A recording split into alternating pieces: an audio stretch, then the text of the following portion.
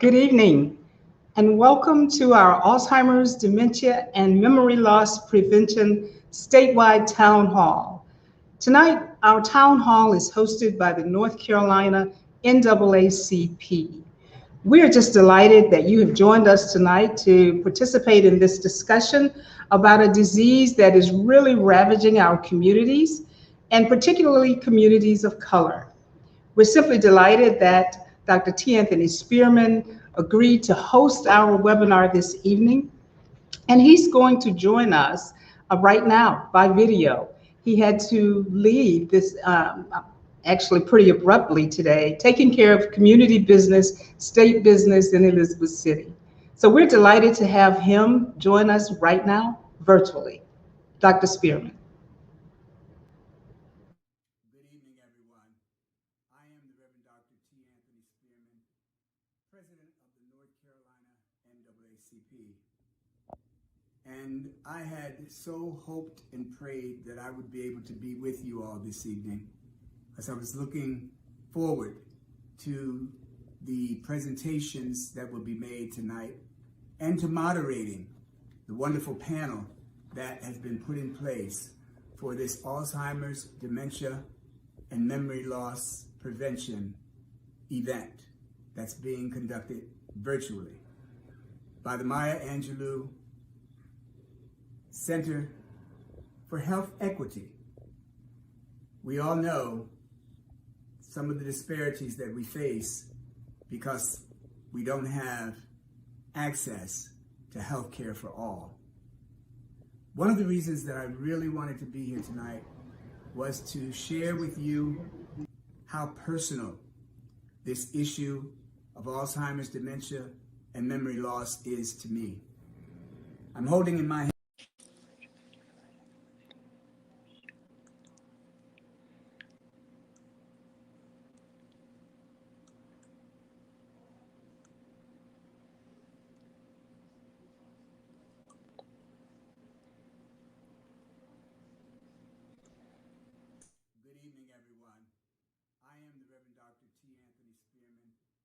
President of the North Carolina NAACP.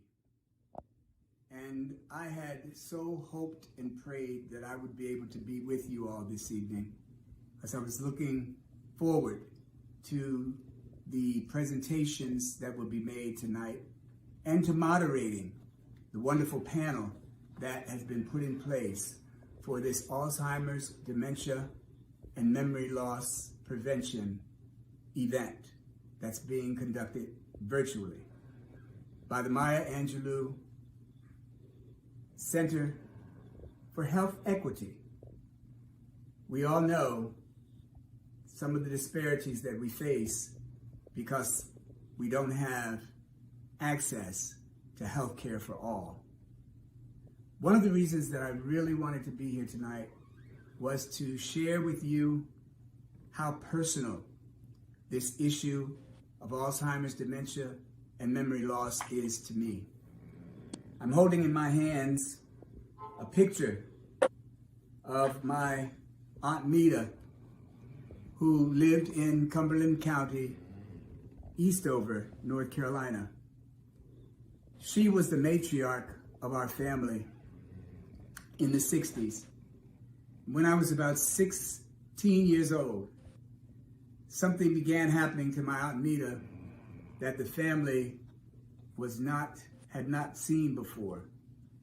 And we came later to know that she was suffering from dementia. I can't tell you how much grief and pain the family had to endure as a result. And it seemed to have been inherited by her children, her female children, all of whom also contracted Alzheimer's, dementia, and memory loss. And so I hope tonight that you'll understand that I am being pulled away for duty that calls in Elizabeth City, where yet another African-American male has lost his life at the hands of the law enforcement agents. So please excuse me for not being able to be with you. Know that if I could, I would. And blessings upon what will happen here tonight. God bless you, and heaven smile upon you.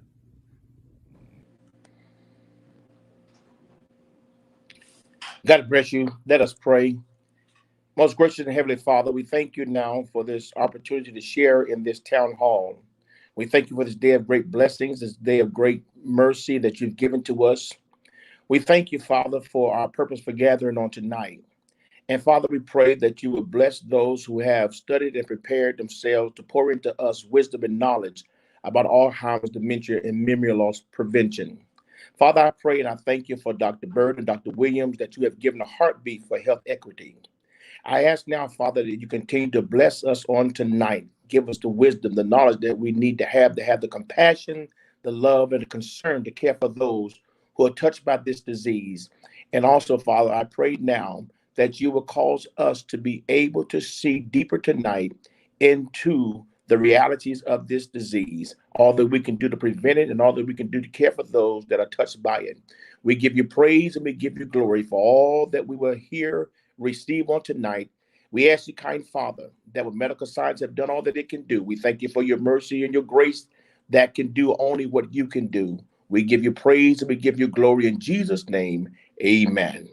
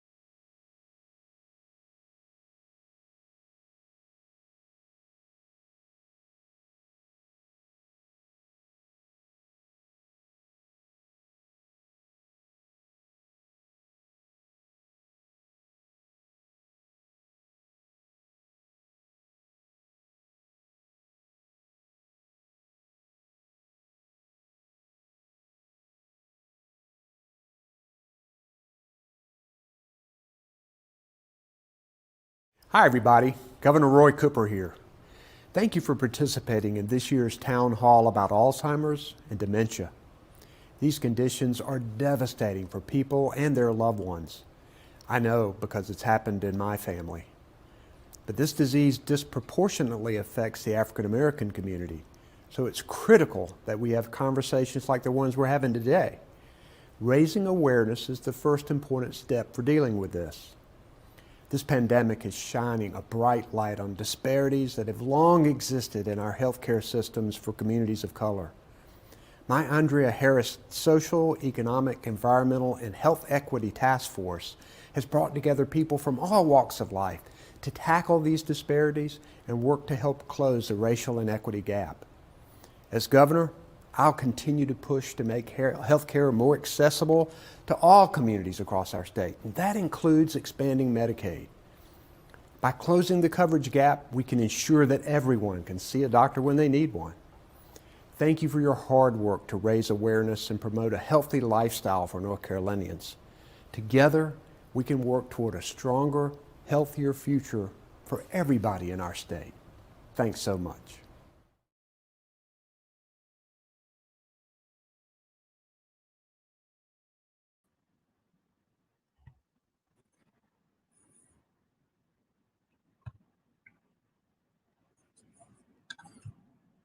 At this time, we're going to have the housekeeping slide by Dr. Goldie Bird.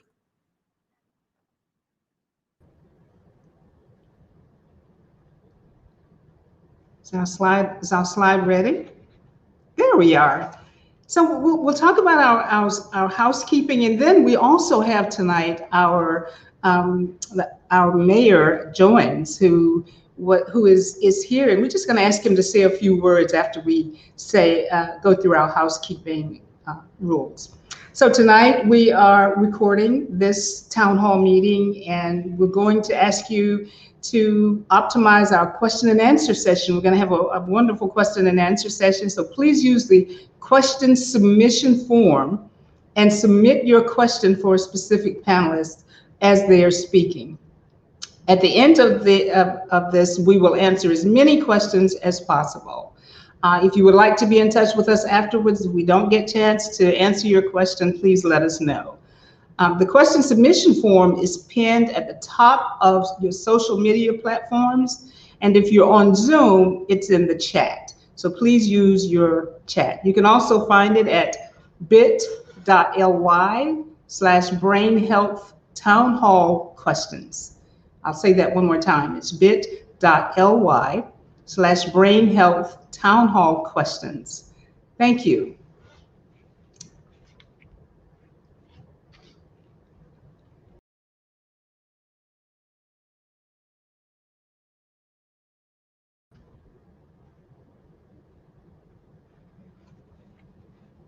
Thank you.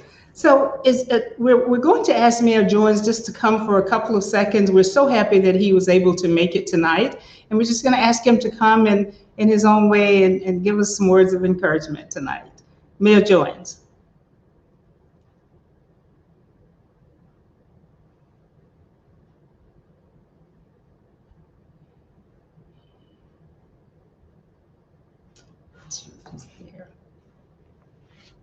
We know that he's here.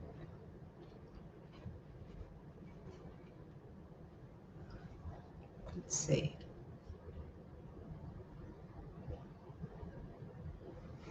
Okay, Mayor, I can see that the little circle is turning, so we're going to move forward, and if he is able to remain with us, we'll have him come just a little bit later. Right now, we'll ask Dr. Lamont Williams to come forward with a presentation. Dr. Williams. Absolutely. Thank you, Dr. Bird, and certainly to everyone who has joined. One of the things we were taking great delight in is this has been a collaborative for many partners who have joined forces to come together on a united front to tackle this dreadful disease. And so I'm excited this evening to be able to have a presentation. Would you receive at this time greetings from our partners?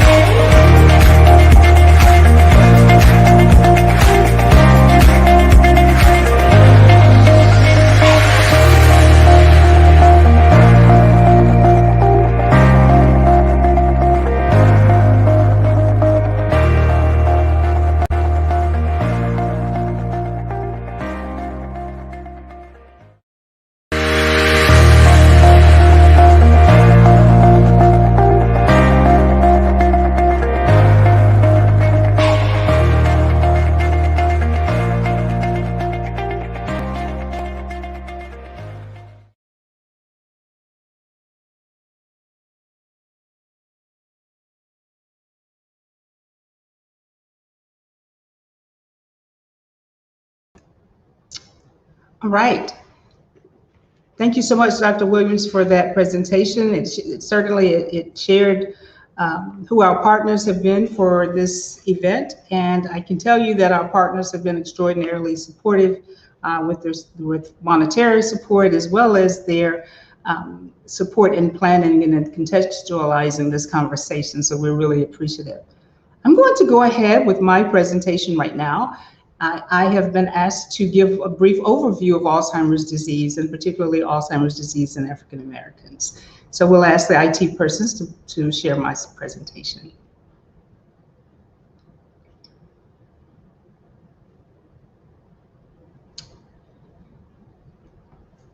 Okay. This is in presentation mode. Okay. So tonight I'm going to talk about, this is at the top of the slide is where I work. My Angelo Center for Health Equity is located in downtown in Winston-Salem in the Innovation Quarter. Tonight I'm going to talk a little bit about the Alzheimer's disease that we've heard so much about and that we've suffered and been burdened with. We're going to talk about the difference between Alzheimer's disease and dementia. We're going to talk about Alzheimer's disease as a health disparity. I'm going to share some warning signs and risk factors with you, and then we're going to talk about what all of us can do to assist in fighting this dreadful disease. Next slide, please.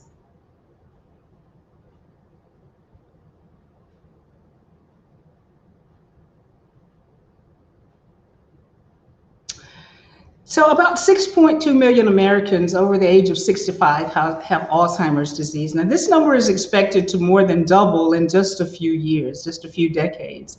Alzheimer's disease is the most common form of dementia. It is a health disparity, and I'll share with you in just a few minutes how we know it is. And then of course the primary risk factor for this disease is age. Currently, there's no cure and no drug to slow the progression of the disease. We do have FDA-approved drugs that help with mitigate some of the symptoms of AD, but there is no drug that really slows the progression of the disease. Next slide. So if we look at the things that actually kill us in America, we see that some of the diseases that we know about and we've heard about and that we've lived through we've seen changes in their rates of death. But if you look all the way to the right side of that slide, and this came directly from the Alzheimer's Association. If you look, and we have a representative here tonight from the Alzheimer's Association, we're very happy. But if you look all the way to the right at the purple bar, you will see that the Alzheimer's disease between 2000 and 2019, of all of these other diseases that we've made improvements in terms of deaths, we see that Alzheimer's disease really has increased. And again, we're living longer, we benefit from better health, better access, and not as much as we need as the governor pointed out.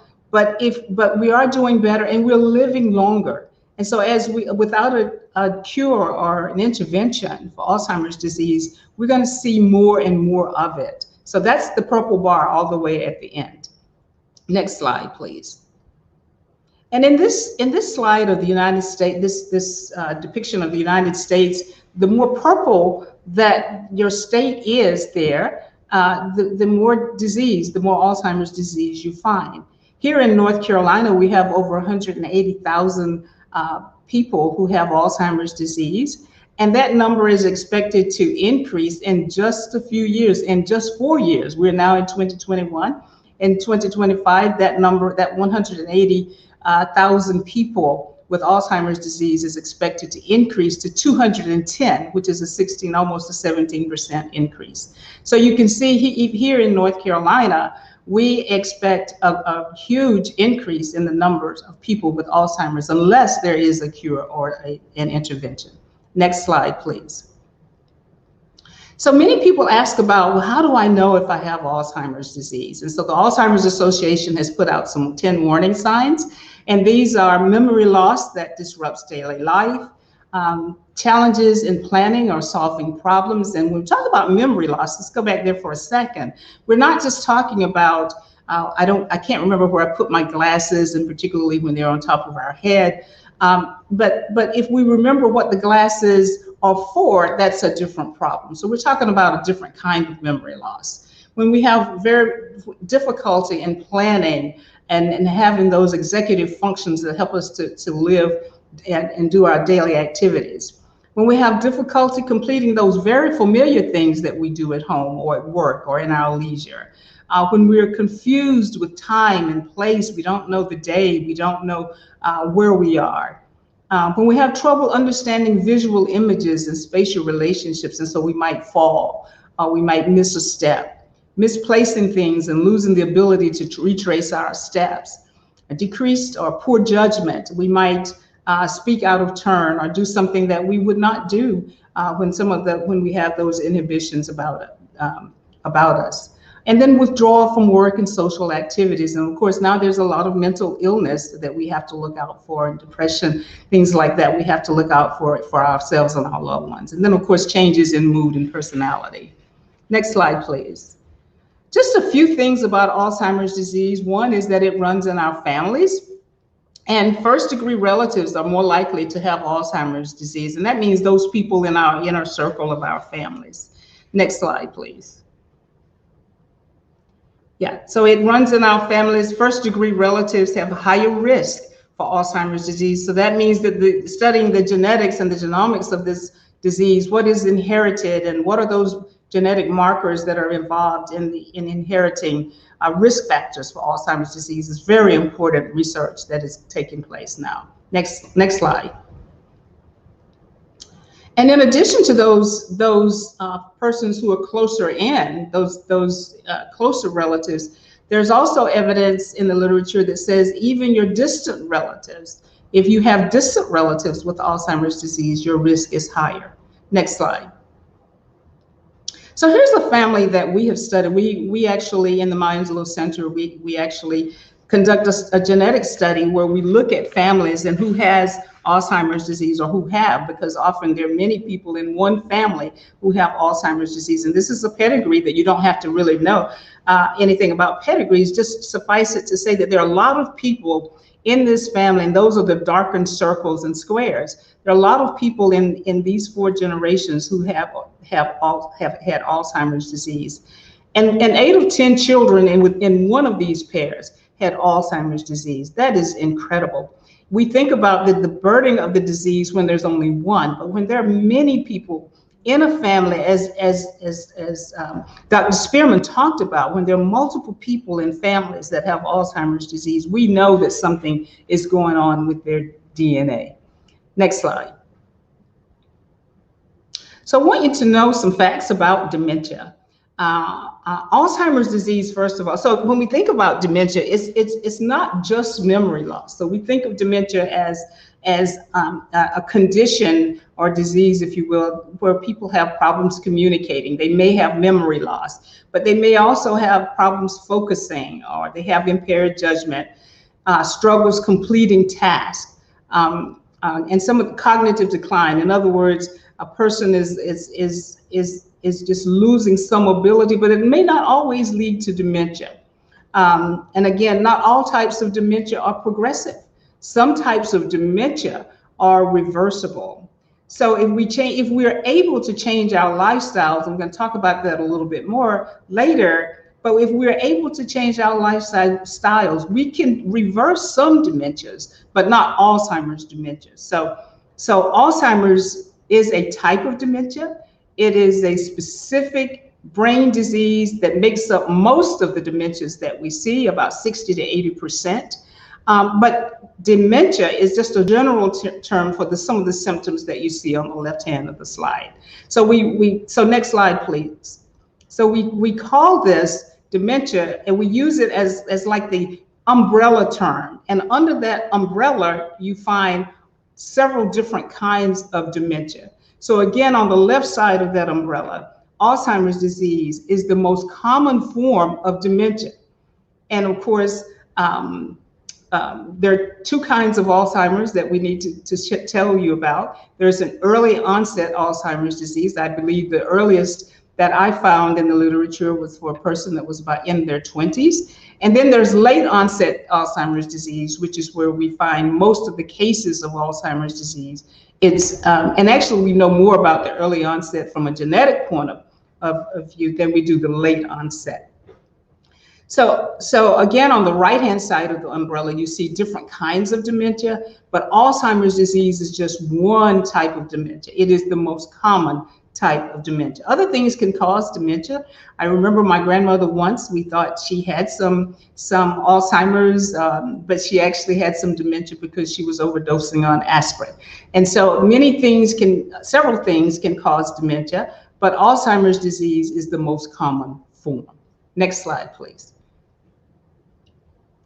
Just a note about Alzheimer's disease and some of the interesting facts. Again, most of the Alzheimer's that we know about, most cases are in the late onset, usually those people after about 60, 65 years old. What we know now for sure is that Alzheimer's actually begins maybe 10 to 20 years before we see the first signs and symptoms. I'm going to say that one more time.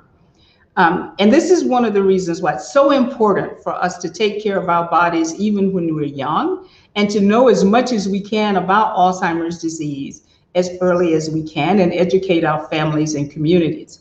So let's just go through these stages of Alzheimer's disease quickly. The first stage is what we call the preclinical AD. And again, this is about 20 years before we actually see the first signs and symptoms in a person about 60 to 65 years old. That next step, and again, no symptoms there. So a person may seem very normal, very healthy. The next stage in the yellow or gold is that the person may begin to see very mild symptoms, but they don't interfere necessarily with their activities of daily living, but they're very mild symptoms. We call that stage mild cognitive impairment due to AD. And then over in the mild stage, the next three phases really are where you see the symptoms more aggressively. In the mild stage, symptoms begin to interfere with some everyday activities. And then in that next stage, the moderate stage, they really do interfere with many activities, and a person is becoming very noticeably ill. And then in that final stage, or what we call the severe, a dementia due to AD, the severe stage, a person, almost all of their daily activities are impacted, and typically they are relegated to a bed, and they often die in that stage. Next slide, please. So when we think about our brain, because we say that this is a brain disease, but of course it is also a blood vessel disease. So it's very important for us to take care of our diabetes, our high blood pressure, and take care of those risk factors that cause these diseases, because AD is very much a blood vessel disease. So we have to take care of our high blood pressure, our high cholesterol, our obesity. We must exercise as much as possible. I grew up in the country, and so we ate a lot of pork in the country and salt. And so we have to reduce those things and really think about becoming more healthy in general. Next slide. So in the brain, there are different parts of the brain, and the different parts of the brain are actually responsible for different things. So when we see Alzheimer's patients that have different levels of their intelligence, their behavior, their judgments, their memory, their language, executive functions are changing, but they're changing because there are changes in the brain. Next slide. So inside of that brain, and the brain really and truly is the command center for the body, and it controls all of the functions of the body, and it processes all of the information. As a matter of fact, if I were to touch my nose right now, it's because my brain told me to do that. And it's because these cells inside of the brain are connecting with each other and communicating. And it has a lot of cells, and it's only about 3 pounds, but it's composed of 100 billion nerve cells. And if you look to the right, those nerve cells have these things that look like spikes coming out from them. Those nerve cells are called neurons. And the little picture of the purple picture in the middle to the right, those neurons, that's a healthy looking neuron. In an Alzheimer's brain, those nerve cells or neurons have what we call amyloid plaques that are located outside of those neurons, and they have neurofibrillary tangles on the inside of those neurons. Now, when these tangles and plaques build up in the brain, we begin to see Alzheimer's pathology. And so the hallmarks then of Alzheimer's disease is the buildup of these tangles and plaques in the brain. In other words, what we want you to leave tonight with understanding is this disease is a real disease, and real things are happening in the brain that are killing those nerve cells, and they don't come back. Next slide. So what happens then, to the right on this slide, you have what's a healthy brain. If you were to do an autopsy, what this depicts a healthy brain. And then on the right, what you see are these holes that are created because those nerve cells have died. So you see the holes, those hollow spaces, those advanced Alzheimer's, and that's that last stage that we just talked about. Next slide. So some of the risk factors are those things that we know for sure now. They're about behavioral things. We have to stop smoking. We have to deal with our hypertension, those things that we just talked about. We have to begin to think more healthy, being more healthy, and eating things as much as possible. And that's not always easy. Everybody's situation is different. And of course, being healthy is expensive. And one of the social determinants of health is socioeconomics. But we have to begin to think about how can we do whatever we can do to be healthier. And I think that's one of the science says that's one of the better things we can do to lower our risk for Alzheimer's. Next slide. What we know now, and we're so happy that the social determinants of health are being discussed and are being researched. What we know is that only about 20% of our health outcomes are because of our health care. The remainder is the 80% are those socioeconomic factors, physical environment that we live in, and health behaviors. A report came out from the Lancet Commission just recently, which says that dementia could probably, about 35 to 40% of dementias could probably be prevented if we are able to modify our environment and our behavior early, middle, and in late life. Next slide. So when we think about health disparities, which I said we would talk about just a little bit, we're talking about a higher burden of illness or disease or injury experienced in one population over another. Healthcare disparity is a different issue, sort of what the governor was talking about. It's differences in groups in terms of their ability to access health and health care. Next slide.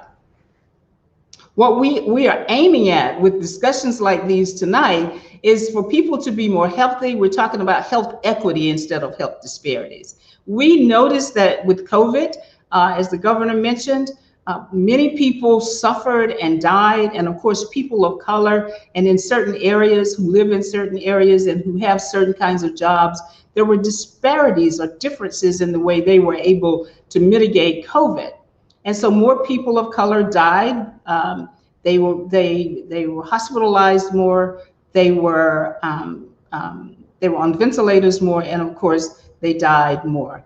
And then there were differences in groups of people who were actually interested in taking the vaccine for different reasons. Next slide. So when we talk about disparities in Alzheimer's disease, African Americans have the highest prevalence of AD in the United States. The group with the next percentage of Alzheimer's are Hispanics relative to whites. Next slide. Another disparity is that 2 of 3 persons with AD over age 65 are women. Next slide. What we know for sure when we're talking about health disparities is that our neighborhoods, again, where we live, how we live, what we have access to, good nutrition, good exercise, sleep, these things make a huge difference in these what we call the social determinants or social drivers of health. The research is saying that these are the things now that are making tremendous impacts on a person's health outcome. Next slide. So another disparity in Alzheimer's disease is that in caregiving. Caregiving in Alzheimer's disease is extraordinarily burdensome. 2 out of 3 caregivers are women. Next slide. And women caregivers are more likely than men to report emotional stress, feeling isolated, experiencing marital strain. The finances are extraordinarily disparate between the two sexes. And then 2 times more likely to give up a career or reduce your hours of work because you're providing care. Next slide. And finally, Alzheimer's is a family disease. And because it is such a burdensome disease, it impacts almost every aspect of the family. And one of the messages we want to leave is that we want families to come together and not spread apart when there's an Alzheimer's disease in the family. It requires a family team approach. It impacts everything. And so family navigation and helping families, whether it's within the family, external to the family, in the church, or in the community, very necessary in dealing with Alzheimer's families. Next slide. And again, it requires a team approach. And Dr. Williams, I think, is going to talk more about what families and communities can do. Next slide. Next, please. That could very well be it. So thank you very much. And that is my overview. And our next speaker tonight is Dr. Carl Hill. We're so happy to have Dr. Hill from the Alzheimer's Association. We call on him all the time, and he always says yes. Dr. Hill. Oh, thank you so much, Dr. Bird. Wonderful, comprehensive presentation. I've always learned so much when I get a chance to hear you speak. Such a great overview of Alzheimer's and all other dementia, and what we're striving to do to reduce risk in all communities. All right, so if my slide deck is there, I'll have it come up. Thank you.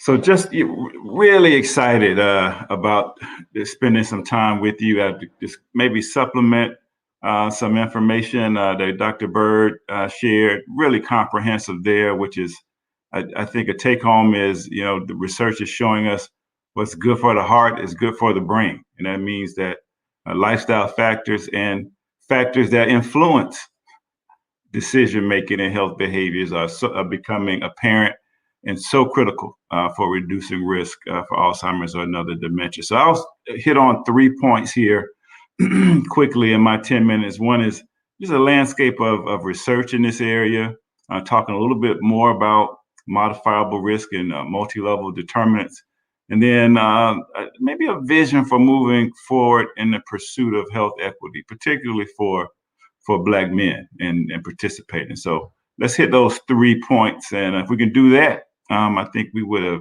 used the time wisely. Next slide.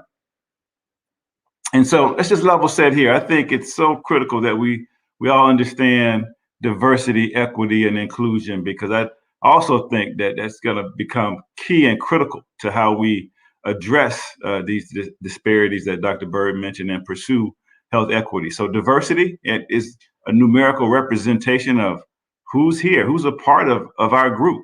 If we were in person right now, we look around and say, who do we want to be more inclusive of? Yeah, so who's missing, right? So that's diversity. Inclusion is being intentional, inviting people to be a part of this, right? And so we'll talk a little bit about how important it is to be intentional in inclusion a little later. And then equity, as Dr. Bird mentioned, right? It's not only equality. It doesn't mean everyone gets the same. It means that people get what they need so that they can live their best lives. And as it relates to Alzheimer's or another dementia, they can reduce their risk given their unique circumstances, which could be linked to neighborhood effects or resources that people have or may not have. So critical and important. So remember, diversity, equity, and inclusion are just real important as we move forward with addressing disparities and pursuing health equity. Next slide. And so in terms of a research update, if you've been following the Alzheimer's and other dementia news, you know that aducanumab, which is the first treatment that reduces the underlying components of Alzheimer's. So Alzheimer's, as Dr. Bird mentioned, amyloid plaques, tau tangles, and neurodegeneration. Well, this particular drug, it's a treatment. It's an anti-amyloid, one of those hallmarks where it reduces the amyloid in the brain for treatment of dementia and mild cognitive impairment due to Alzheimer's disease, right? And so it has gone through clinical trials testing, phase 1, 2, and 3, and the FDA is considering approval right now, right? So we'll hear something on June 7th about a drug that could be approved to reduce amyloid in the brain. And so this is the first type of treatment that has gone this far in over 10 years. So please pay very close attention to aducanumab. The Alzheimer's Association advocates for its approval because we'd like for it to be made available to anyone and families and caregivers that could find it useful, right? And so look out for that in terms of an update. Next slide. Also, I think an important research update was the Alzheimer's Association's Facts and Figures this year, which is an annual report. It's how we're able to understand the prevalence and incidence, as Dr. Bird mentioned, of Alzheimer's and other types of dementia. So just a wonderful fact book of statistics and ways to understand this devastating disease. Well, a part of that Facts and Figures report this year was a special report on race, ethnicity, and Alzheimer's in America, right? And so as we think critically about disparities, we wanted to have this opportunity to look at how Asian Americans, Hispanic, Latino Americans, African Americans, Native Americans were able to perceive dementia care and their experiences with Alzheimer's or another dementia. Next slide.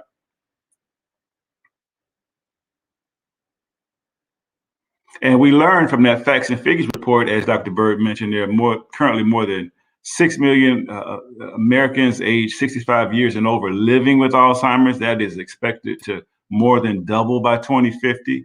COVID-19 is hitting people hard with Alzheimer's. So there was 42,000 more deaths in 2020 than expected. That's a 16% increase because of the pandemic that we're all persevering through. And disease-related costs continue to rise. So however you look at this, Alzheimer's and other dementia is a public health priority. Next slide. And we learned, if you go ahead and click through that slide there, what we learned also is that discrimination is a bad dementia care. You can keep clicking there, a couple of bullets, but discrimination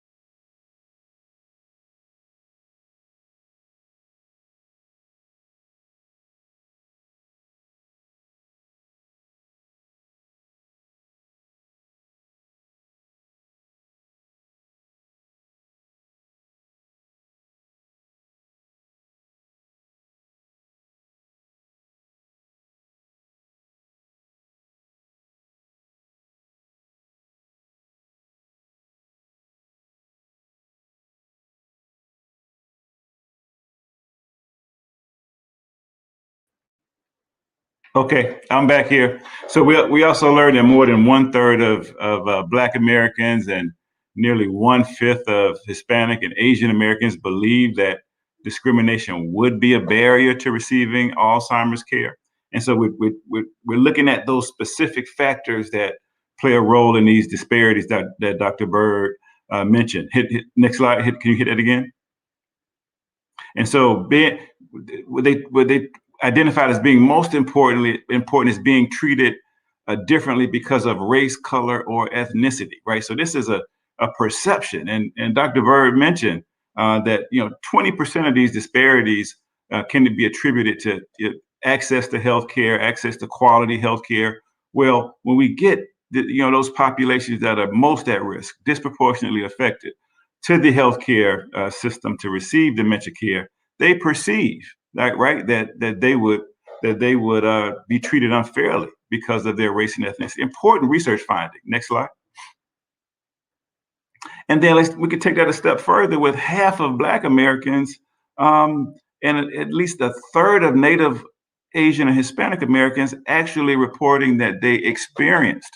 So there's the perception of, hey, I think, I won't go see a dementia specialist because of some of my memory issues, because I think I will be treated differently. Well, there's the actual, I have been treated differently because of my race or ethnicity. So this is a real important call to action. And I tell you, quite frankly, I have not seen data this comprehensive around Alzheimer's and other dementia with Native Americans, African Americans, Asian Americans. So I urge you to take a look at our special report, alz.org/facts.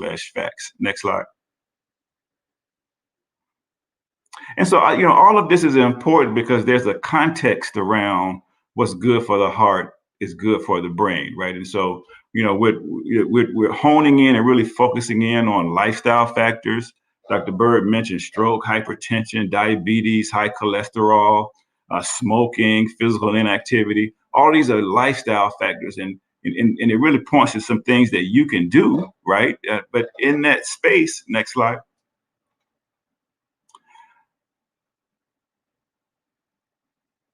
In that space, we have to understand, and you can keep clicking here with this one. But in that space, we have to understand that there's some environmental factors that are so important. Where people live, right? The access to quality health care, the opportunities to engage in physical activity, or to have access to fresh fruits and vegetables in your neighborhood. How that links to culture, right? And so Dr. Bird mentioned having, growing up in the country and cultural norms about how we engage with one another, and how, where that comes from. That many times that stems from resources and ways that we survive, right? And so how that links with culture and how all of that comes together, right, to affect people's behavior. I tell you what, I think what also is important is a racial discrimination here, right? So perceiving discrimination, experiencing discrimination in the workplace, and how that serves as a stressor, a cultural stressor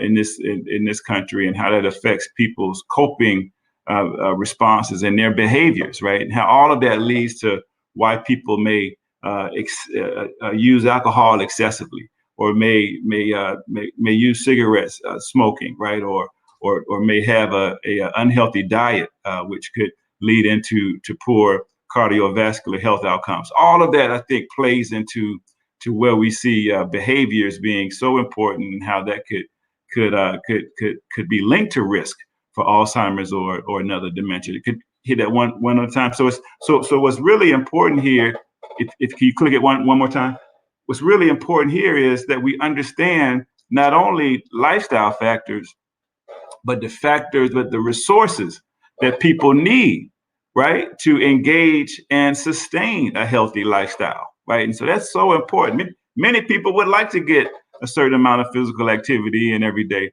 but it's also important that we understand the resources that people need, the support that they need, the access to high quality healthcare, access to opportunities to engage in physical activity that could be so important for considering these health disparities. Next slide.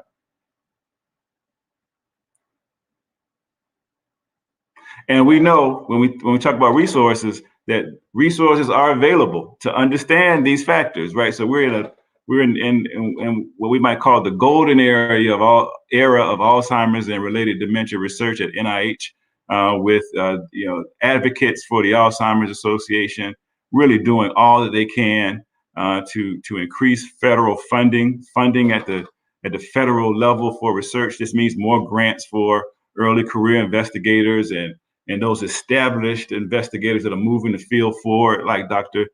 Bird, others, the establishment of Alzheimer's disease research centers. The resources have gone up to $3.1 billion in 2021, right? So some of these resources have to be earmarked for understanding the resources that people need so that they can reduce their risk for all people, right? It's very critical and important. Next slide. And so this is really important because if we develop a treatment by 2025, and that treatment could be an intervention, it could be a drug like aducanumab that the FDA is considering for June 7th. It could be a range of treatments and interventions that could delay the onset of Alzheimer's. Right? If we do that by 2025, by just 5 years, 5.7 million people expected to develop Alzheimer's in 2050 would not. 5.7 million people. That is tremendous. Next slide. And so that, what gets me going every day is that in that we want everyone to have an opportunity to be in that number, to be in that 5.7 million people, right? And so that means that we're really achieving and pursuing health equity. We're understanding the course of Alzheimer's and other dementia in all people, right? The diverse pathways to risk, which could link to a genetic risk factor, as Dr. Bird mentioned. It could link to health behaviors. It could link to stress and coping and dealing with racial discrimination or being treated unfairly in the healthcare system when seeking care, right? So it's a range of factors that could be so important, and we need your support, right, to really pursue this health equity, your participation to pursue this health equity for all communities. Next slide. And so a critical part of this is diversity in dementia research, right? And so we've mentioned that African Americans, Hispanic communities are disproportionately affected, more at risk, right? Treated unfairly in the healthcare system. Well, less than 5% of the trial participants, the people who are engaged in the studies, who are study participants, right? The people who they are testing aducanumab, that particular treatment on, or the people that participate in these clinical trials, less than 5% are from non-white ethno-racial groups, right? So this is a critical opportunity, I think, for our community to respond, right? Because we're disproportionately affected, but not a part of the research, right? So the risk is that we won't know if the interventions or if the treatments are safe or effective in our communities, right? And so I know that investigators are doing what they can to recruit, but we have to do what we can to make ourselves available to participate, right? Because we do not want this golden area of research to move on without us. We've got to understand how these treatments and how these interventions apply to our communities, the African American community. Next slide. And so at the Alzheimer's Association, this is what we advocate for. More multi-level health disparities research, really important to understand those upstream factors. Increasing diversity in health systems and health-related institutions. I think it's really important that we find ways to work with historically Black colleges and universities. There's so many there in North Carolina, and create and strengthen that pipeline so that our graduates can move on to careers in dementia care as neurologists or neuroscientists or working in another role in the healthcare system, really working and engaging with them, right? So we have a partnership with the Thurgood Marshall College Fund to do just that. And so that's really important. Enhancing cultural competence of all in the dementia care system, really important. Engaging with communities to build trust. And then accountabilities, right? If researchers getting grant after grant after grant, and they're unable or unwilling to recruit these underrepresented populations, including African Americans, then there needs to be some accountabilities and compliance factors that are really important. Next slide. And so I'll end where it began, right? And so here is in the middle, there is Dr. Solomon Carter Fuller. He is acknowledged as being the first African American psychiatrist in the United States, right? And his family was from Virginia, moved over to Liberia in Africa, and he ended up coming back to the United States to go to college at Livingstone College in Salisbury, North Carolina, which is an HBCU, right? So can you hit the slide again? And on the left there is Dr. Alois Alzheimer's. They named this disease after Dr. Alois Alzheimer's, and he had a provocative question. His question was that some of the behavioral changes that he was noticing in older adults was due more to biological changes in the brain and not simply growing older, right? And so that was a diverse perspective, like a diverse way of thinking about this, right? And so he recruited to his lab Dr. Solomon Carter Fuller, who had went on to medical school at Boston University, graduated in 1897. And because of the racial discrimination of the time, it still exists in this time, but because of the racial discrimination that he endured, he was unable to pursue a career in research. So he was relegated to performing autopsies at hospitals in Boston. And he became really good at doing that. You know how we do, right? So he became very good at that. And Dr. Alzheimer's recruited him to his lab in Germany. And he was a part of the team that identified the amyloid plaques, tau tangles, and neurodegeneration that Dr. Bird mentioned as the hallmarks of Alzheimer's disease, right? And so why should Black men be a part of this? Why should we be involved? We were here from the beginning. We're part of the team. A Black man, African-American man, was a part of the research team that identified the hallmarks of Alzheimer's with Dr. Alois Alzheimer. So it's critical. It's critical that diversity, a diverse question, a diverse way of thinking Dr. Alzheimer's had, inclusion, intentional inclusion of Dr. Solomon Carter Fuller to his team in the pursuit of equity, understanding a disease, that we really understanding this for all, so that we could address. And so in this time right now, diversity, equity, inclusion is also, I think, hallmarks of what we should consider as we pursue equity for Alzheimer's and all other dementia. And I'll stop there.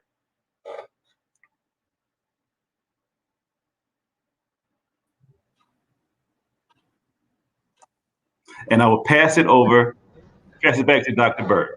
Thank you so much, Dr. Hill. What a powerful discussion on diversity, equity, and inclusion, just what we needed. And yes, that Alzheimer's Association special report is fantastic. And we do invite everybody to take a look at that if you get a chance.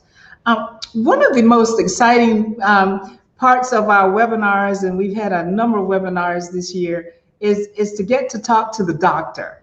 Everybody wants to talk to the medical doctor, and we always like to bring one on board to talk about what persons see in the clinic.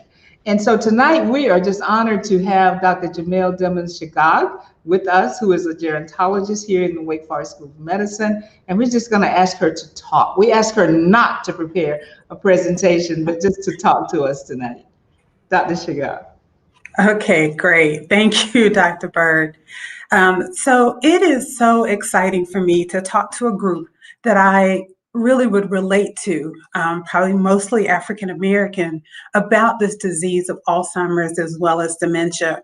So the first thing I want to do is to take you to your mind's eye, that you're in a big office building and you have walked into the CEO's office.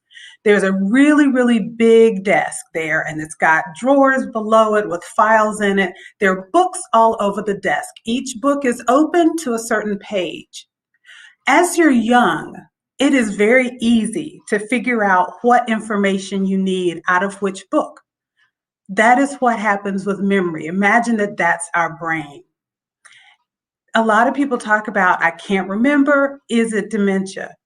So what does normally happen with aging is that the size of the desk gets smaller. Nothing happens to the information in the books, nothing happens to the information in the filing cabinet, just the desk gets smaller.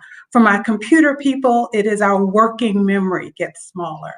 So what happens is that we see a friend that we haven't seen in a few months, and we try to figure out where it was that we saw that person, what context was it. I know this man's wife's name and things like that, but we just can't come up with it as we get older.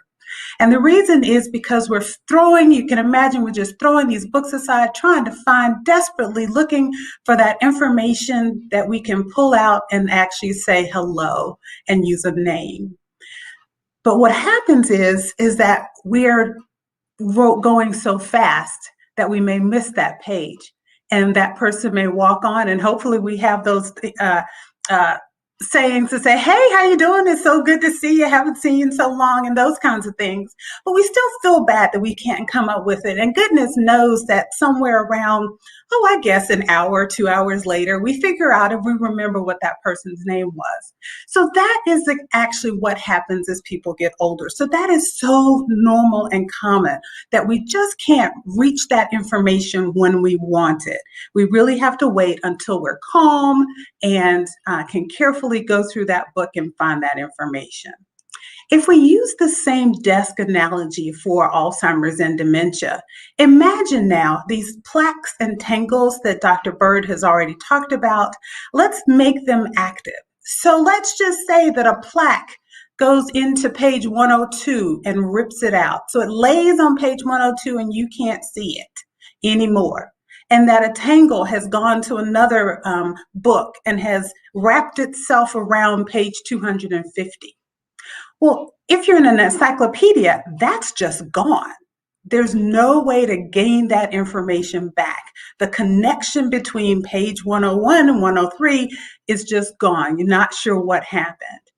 If, however, it's something like a novel and you can kind of begin to piece some of the pieces together, you might be able to come up with the story, even if you're missing a page. As dementia progresses, though, more and more of those pages are lost.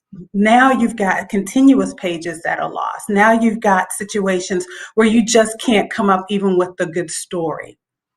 So that's the idea behind the difference between normal aging and memory problems as opposed to a dementia.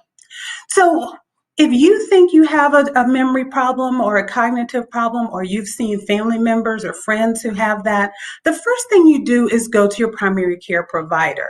Primary care providers do have tests that they can give that give some kind of hint as to whether there are some problems. And so I've had so many people who've come to me and said, well, the doctor said I'm fine. Oh, there's nothing wrong, you're fine. I said, push.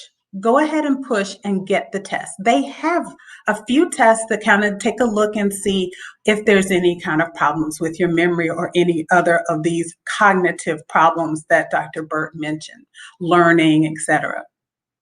And if they do find a problem, the question is, what next? So the what next is really a couple of different things. The first thing I really recommend is don't hide it. Don't hide you, don't hide the family member, don't hide the disease. You do, however, want to go to, I think, a specialist. It is now time to get in front of someone who is trained in dementia. A couple of things is that once you get there, there's some additional tests that they may do, maybe longer, so that they can more easily tease out some of the specifics of the dementias. They also may do a scan, maybe a CAT scan or an MRI of the brain, because what they want to do at that point is look to see if there's anything else. If you remember that umbrella picture that Dr. Bird showed, there are a number of different causes of memory problems and cognitive impairment. And so the dementia specialist will put those together to try to come up with which type of dementia that it is, because some of them are treated a little bit differently and some of the recommendations are a little different. But let's really think about Alzheimer's, because again, it's the largest group of those of the dementias. So again, the question is, what next? So what you want to do is you want to learn. You want to learn everything you can about dementia, about its progression, about its recession, and about medications, about research, about trials. You want to learn. So be a sponge. It is now the opportunity to take in everything that you can about dementia and Alzheimer's disease. And that is why I recommend going to a specialist, because they have those kinds of resources. We've just heard from Dr. Hill as well that the Alzheimer's Association has those resources. So that's what you want to do. You want to learn. In the very early stages, those preclinical or that mild cognitive impairment, even if you've been diagnosed with mild cognitive impairment, the learning that you can do is to learn a new hobby, learn a new language, learn something, learn how to sew, learn how to cross stitch, learn how to macrame, or whatever it is. Because what happens there is that desk that we talked about stays a little bit larger the more education that you have and the more education that you get. You also want to make sure that you try to limit those things that would be bad on the heart and bad on the brain blood vessels. So whether that's exercise, whether that's looking at medications to decrease your cardiovascular and the other blood vessels in your brain from being smaller or from dying out. So you definitely want to do that. So that's the part of the learning. After the learning, the next thing that you want to do is plan. Alzheimer's disease, we're finding, can last a while, many, many years. It is true, we don't have a cure. We don't have anything yet that will reverse those plaques and tangles in the brain. We do hope that we can keep more plaques and tangles from growing or make the connections between the neurons a little stronger by some of the medications that we have. But there is nothing yet that can reverse those plaques and tangles once they're there. So you want to look at medications. So there are some medications that will help and may help, especially in the early stages. You want to look at what happens next. So because this may be a long-time disease, you want to start planning for who will. That's my line. Who will? Who will pay the bills when this person can't balance a checkbook? Who will manage medications when they can't remember whether to take them in the morning or the night? Who will come by and make sure that they have food to eat because they're not sure that have either left the stove on, so they're not able to do their own cooking, or that they don't really pay attention to the food in the refrigerator and it may be spoiled. So who will be available for those kinds of things? Who will provide those, what we call activities of daily living, the bathing and the dressing, because as you get to the severe stages of dementia, that is also a problem. So the reason that we talk about dementia being so expensive is because that happens if it's not a family member, then it might be someone who has to be paid to provide that. So a part of the planning is also, sadly, looking at the financial status of everybody and of the patient who has the dementia. So then you can decide the who will do these things. As a part of the who will, you also talk about the what and where. So as someone has these progressive problems, and the other thing is who will take the keys when they cannot drive, when they're not safe to drive anymore. So we need to make sure that there's a person who can stand up to them and do that, because as dementia progresses, that is something that will need to happen. Some of the other thoughts are the where. So when someone begins to have some problems, we all want to stay in our home. Is it actually appropriate though? Is it best for someone to stay in their home? Is it best for someone, are they in early stages so you can call them and remind them, take your medicine right now while we're on the phone? And I take care of all the bill pay that there is, and they're still safe to be in their home. Is it someplace where are they at a stage in their dementia where someone now needs to be closer? Someone actually needs to be in the home. So is someone moving in or are they moving out? So you really need to talk about the where. And that also goes into the who, because many times we have one family member who steps up, even in that family that has 8 children. So we really need to be very specific and very serious when we talk about the who and the where. I am a nursing home medical director and have been for a number of years, and I always hear the quote, "I told mama I'd never put her in a home." Well, I can't say that I will ever say that. And the reason for that is I will not deny that a daughter one-on-one at bedside is the best care that there can be. However, if someone works, if someone has to have to leave the home for some reason, that they travel, you really, really have to think about the where. So is it that the person needs to move into an assisted living? Is it that the person needs to move into a nursing home? So all of those kinds of things go into looking at the where. So now we've talked about the learn and the plan. The next thing really is in recognizing that this will be a long-term process.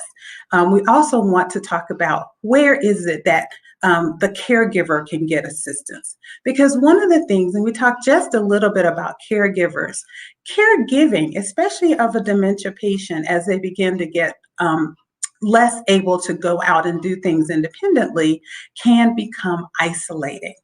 So I know a question came up, what can I do for a friend who has dementia? You can give their caregiver a respite or a break. What can I do for my sister who is taking care of our mother? You can go and spend a week down there with your mother, or have your mother come up and spend a week with you and let your sister have a break. Sometimes caregiving can be lonely. And so what I really want to say again is don't hide it. Many times people may not feel comfortable with having their family members in a setting where people will recognize that they have cognitive impairment, but we really need not to hide. We don't need it to be the uncle in the attic. And some people will understand that reference. But we want to make sure that people don't get isolated. So reach out is the last thing I want to talk about. So reach out. We've had people on here already who've talked about where you can reach out, and we'll talk about that a little bit more as the program goes on. The first place to reach out is, of course, at a dementia center. So a dementia center has the research that's going on so that people can get the latest and the newest medications and whatnot as possible. They also have many more resources than maybe a family doctor might have for what you need as far as a caregiver for a dementia patient. The Alzheimer's Association, I tell absolutely everyone that they need to be in contact with the Alzheimer's Association. And there are multiple chapters across the state that people can associate with. And finally, recognizing that you are not alone. And so reaching out really helps people to recognize that they're not the only one who is going through this. So reach out. Don't be isolated. Don't have too much pride to let other people understand what's going on.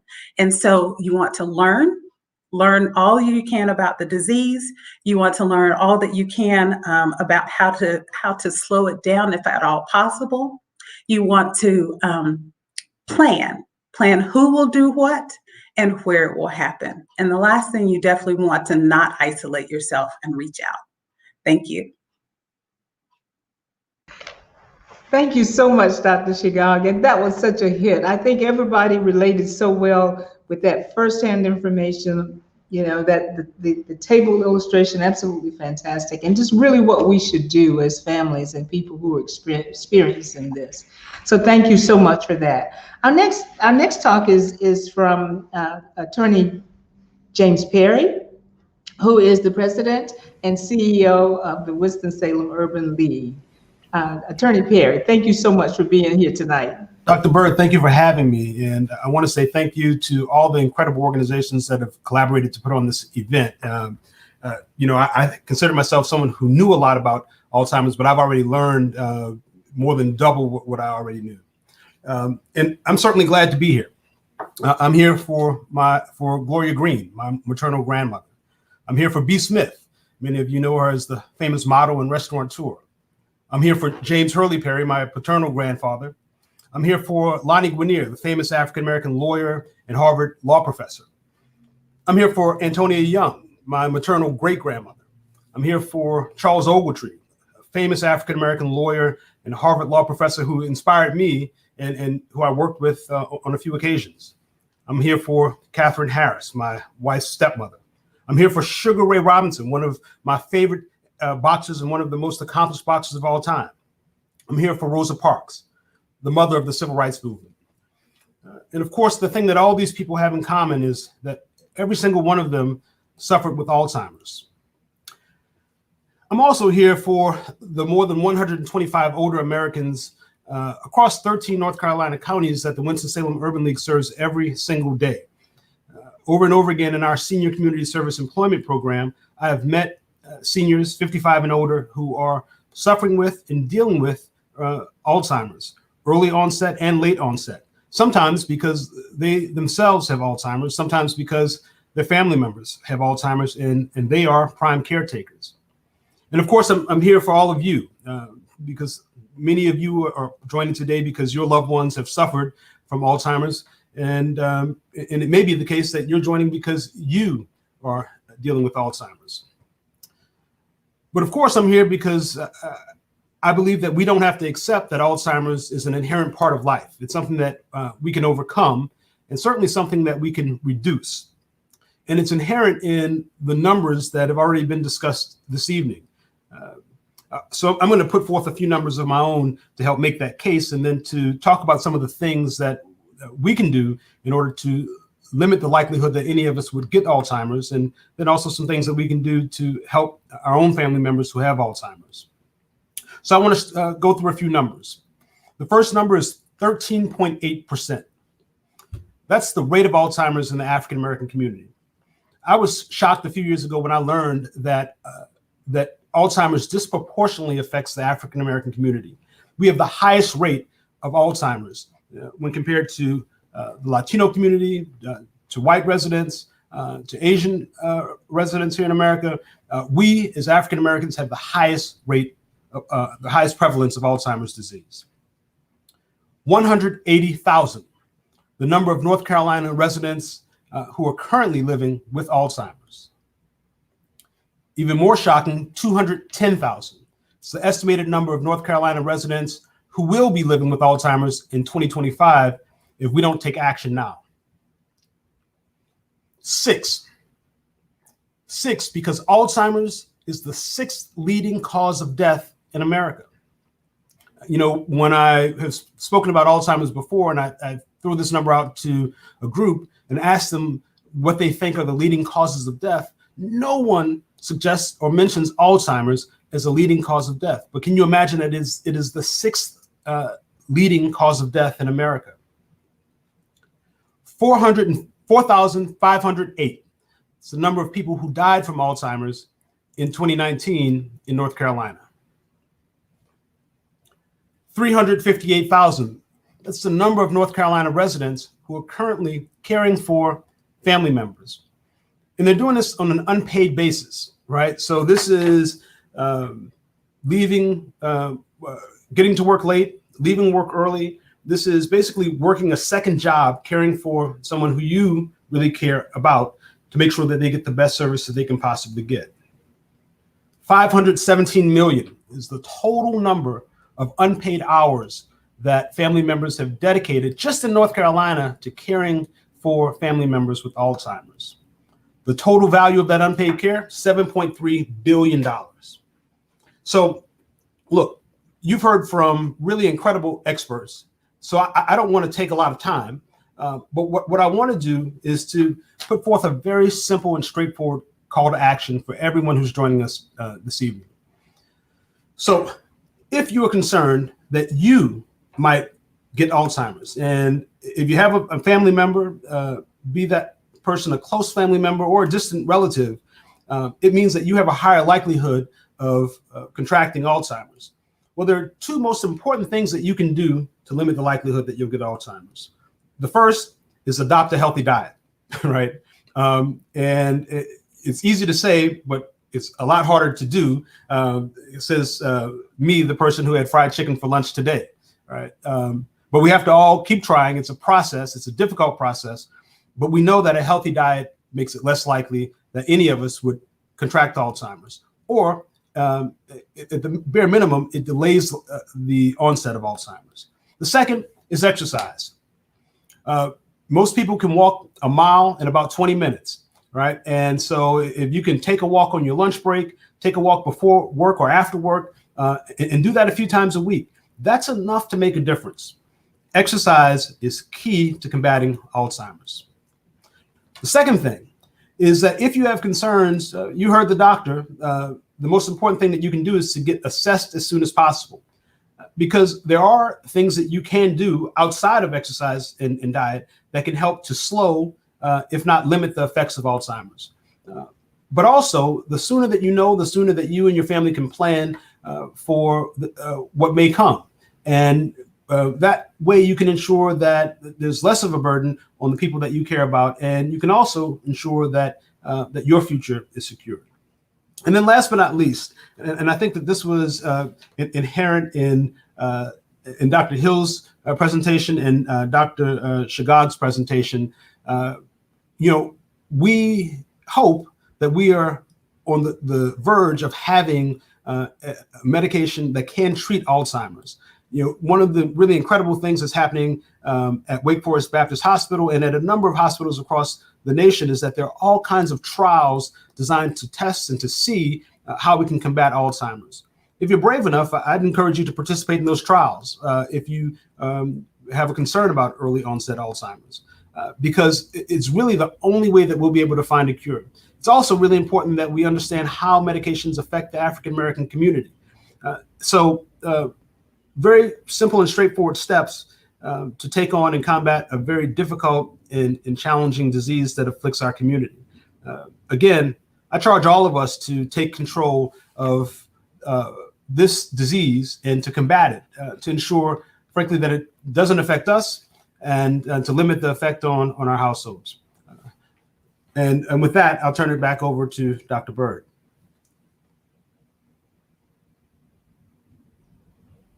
Attorney, thank you so much for reminding us of all of those greats. And there's so many of them, as you said, who have suffered with this disease. And this disease has no respect of person. It really impacts all communities and all kinds of folks, really beautiful people that that we know were very smart people, but it does impact all kinds of families. So thank you for reminding us of that. And also for charging us to be a part of the solution. You're absolutely right, and Dr. Hill talked about that, and Dr. Shagag, but we're excited about Educatumab.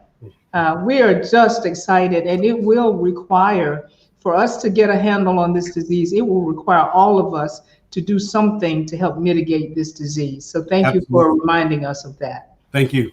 Thank you. Our next talk is from a person who has been just that brave, as you said, Attorney, is Bishop Edward Allen, who is a senior pastor here in Winston-Salem, and he's just going to talk to us about his experience. He's one of those brave people that we're talking about who decided that he wanted to try to participate in a study of some type. So let's just hear from him. Apostle Allen, we're so happy to have you.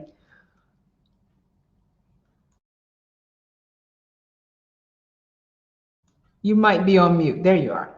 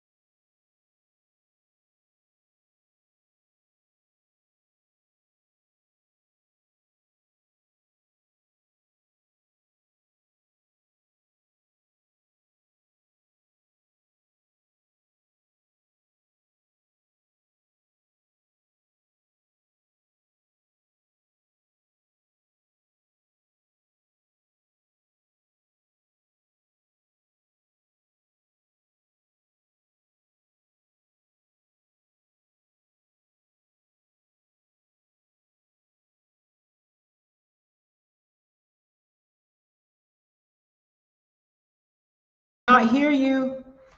Apostle Allen, we cannot hear you. And you look like you were saying such good things. Okay, just, can you unmute? We can't hear you just yet. Can you turn your volume up? Let's see.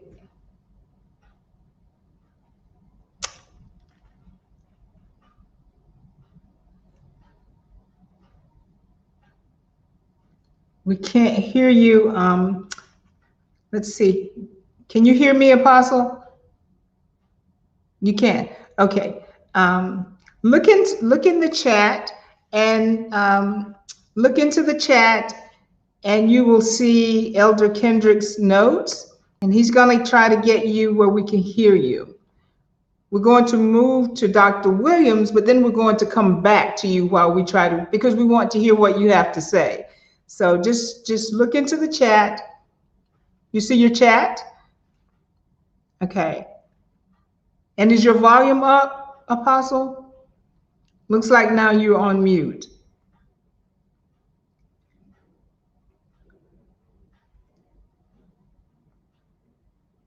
Okay. We're going to, one of the things we've had to learn how to do is, over the last year is to roll with the punches. As things happen technologically, we just pivot and we keep it moving. But I'm sure Elder Porty will get him fixed. So Dr. Williams, we'll go ahead with you, and while we're getting that taken care of. Yes, good evening again, Dr. Bird. What a delight it is to be here with all of these distinguished panelists, might I add. My task is very delightful this evening. I'm going to ask our IT team to put my slides up as we move forward this evening. And I'll be speaking this afternoon to all of the listeners. You've heard from all these wonderful panelists, scientists, Alzheimer's experts, community, certainly our doctor. You're going to hear also from our participant in a study as well. I'm looking forward to his testimony, but let me just use my time to speak. Next slide, please. I want to speak just briefly around reminding us, if you joined us tonight, we've had 3 objectives, and clearly they have been very clear in our movement. That's raising awareness, as you have heard throughout this evening, raising advocacy. You just heard Attorney Perry speak about that, as well as additional opportunities. I want to speak to you tonight around this concept of a charge, first and foremost. You've heard, next slide, please. You've heard from all of our experts.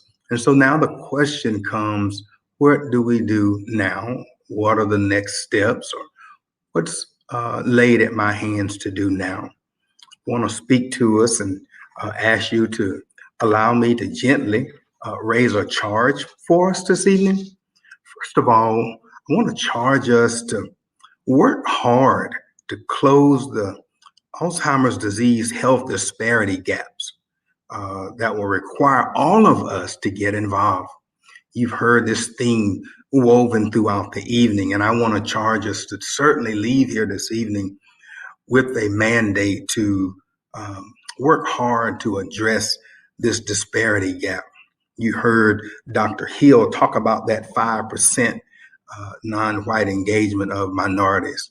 I want us to work very hard to turn that narrative around. Secondly, I want to talk to our faith leaders who are on this afternoon. I want to lift the charge up to you and ask you to accept the charge to be an advocate in your local churches to address the stigmas around Alzheimer's disease. It is certainly something, as we learned through the pandemic, that the voices of our faith leaders are credible voices, and we want you to use that voice to raise awareness and then turn that conversation on the stigma of Alzheimer's disease. I want to also charge you to be a connector. You heard our medical doctor talk about reaching out and being able to get assistance. So I want to charge you tonight. We've got some wonderful partners. The Maya Angelou Center for Health Equity is a partner in our town hall tonight, as well as we have a wonderful privilege to have the Alzheimer's Disease Research Center, one of, quite frankly, the only in North Carolina. We're very privileged here in Winston-Salem. I want to also charge you to become a study participant. You'll hear from Bishop Allen here shortly. And at least if you don't join a study, at least consider joining a registry where you can receive credible information about Alzheimer's disease. I want to also charge you to be proactive about your own health. Oh, yes, oh, yes, oh, yes. May you leave tonight more inspired to be mindful about your own health and that of your family and community, for we all can benefit when we look out for each other.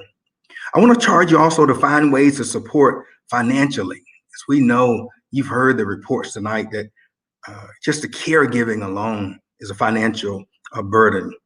And not only that, to consider donating to the cause of Alzheimer's disease research. I want to ask you also to consider this charge personally, is that each one of us, 100% of us, today we can make a commitment to assisting in the fight against Alzheimer's disease. That's something every person on the call can be a part of. Make a pledge today that I'm going to commit to assisting in some way or another to fight against Alzheimer's disease. And then finally, I want to ask you to accept this charge to find at least one person that you care enough about to get involved. Who is that one person that you say, I'm getting involved because I really care about someone? Next slide. I want to also talk about the exponential impact. Next slide, please. What that simply means is, how can I help cause the cause to move forward, and how does my actions impact others' actions? And I want to suggest to you tonight, you those that are viewing on the screen, I don't have time to unpack every one of these, but there are so many. For example, you can become a part of a support group. Think about creating a caregiver's resource. Consider hosting a lunch and learns in your local communities or churches, or host an educational awareness gala, or like tonight, a town hall. Maybe you have an organization and you would say, listen, can we host a town hall meeting around this topic in our area? I like the fact that you can hold family gatherings and talk about, demystify this stigma around Alzheimer's disease. One of the others I like in the church community, you can consider a Purple Sunday, where everybody wears purple. It's the national color for Alzheimer's. But wouldn't it be wonderful to walk in a church service and everybody has purple on, because we say that we believe in the cause? Or finally, at the bottom, you might consider as an organization to adopt Alzheimer's prevention as a platform to make sure that this message doesn't fall in the cracks. And so next slide, please. You may also have some additional opportunities, and I wanted to talk about those just briefly. You heard tonight Dr. Bird speak about some wonderful opportunities around some research and studies. There's a wonderful study, this one that you have on your screen. This particular study is a family-based genetic research study, and it's housed at the Maya Angelou Center for Health Equity. The purpose is to identify genetic differences between those who have Alzheimer's disease and those who do not within African-American families. Listen, it's also purpose to determine whether there are unique traits within the family. This is a family-based genetic research study. What kind of participants? The study is seeking African-American families with more than one person with Alzheimer's disease. It's really, really personal to the family. And then another milestone that they're looking for is seeking individuals willing to have autopsies after death. Isn't it powerful to know that even in your death, you're still making massive contributions to our community and those that you love? You need to know that this particular study is funded by the National Institute on Aging. So here's yet another opportunity that you can get involved. Accept the challenge and get involved. Next slide, please. Not only do we have the African-American Alzheimer's disease study, you can also get involved by, listen, making history. That's right. For the first time, it's the first North Carolina statewide registry for brain health. Oh my goodness. I want to talk about the purpose. The purpose of this particular registry is to increase awareness of Alzheimer's disease and related disorders. Can I tell you that the purpose connects North Carolinians of all ages to research opportunities that improve brain health? And not only that, you say, what kind of participants are we looking for? Diverse individuals of all ages. There you have it. You have someone young, no worries. You can get involved as well. Someone who says, I'm in my senior years, no worries. This registry is for you as well. I would strongly ask you to consider getting engaging in this registry. You need to know that it's funded by the North Carolina General Assembly. And can I tell you that it is a massive collaboration of academic institutions.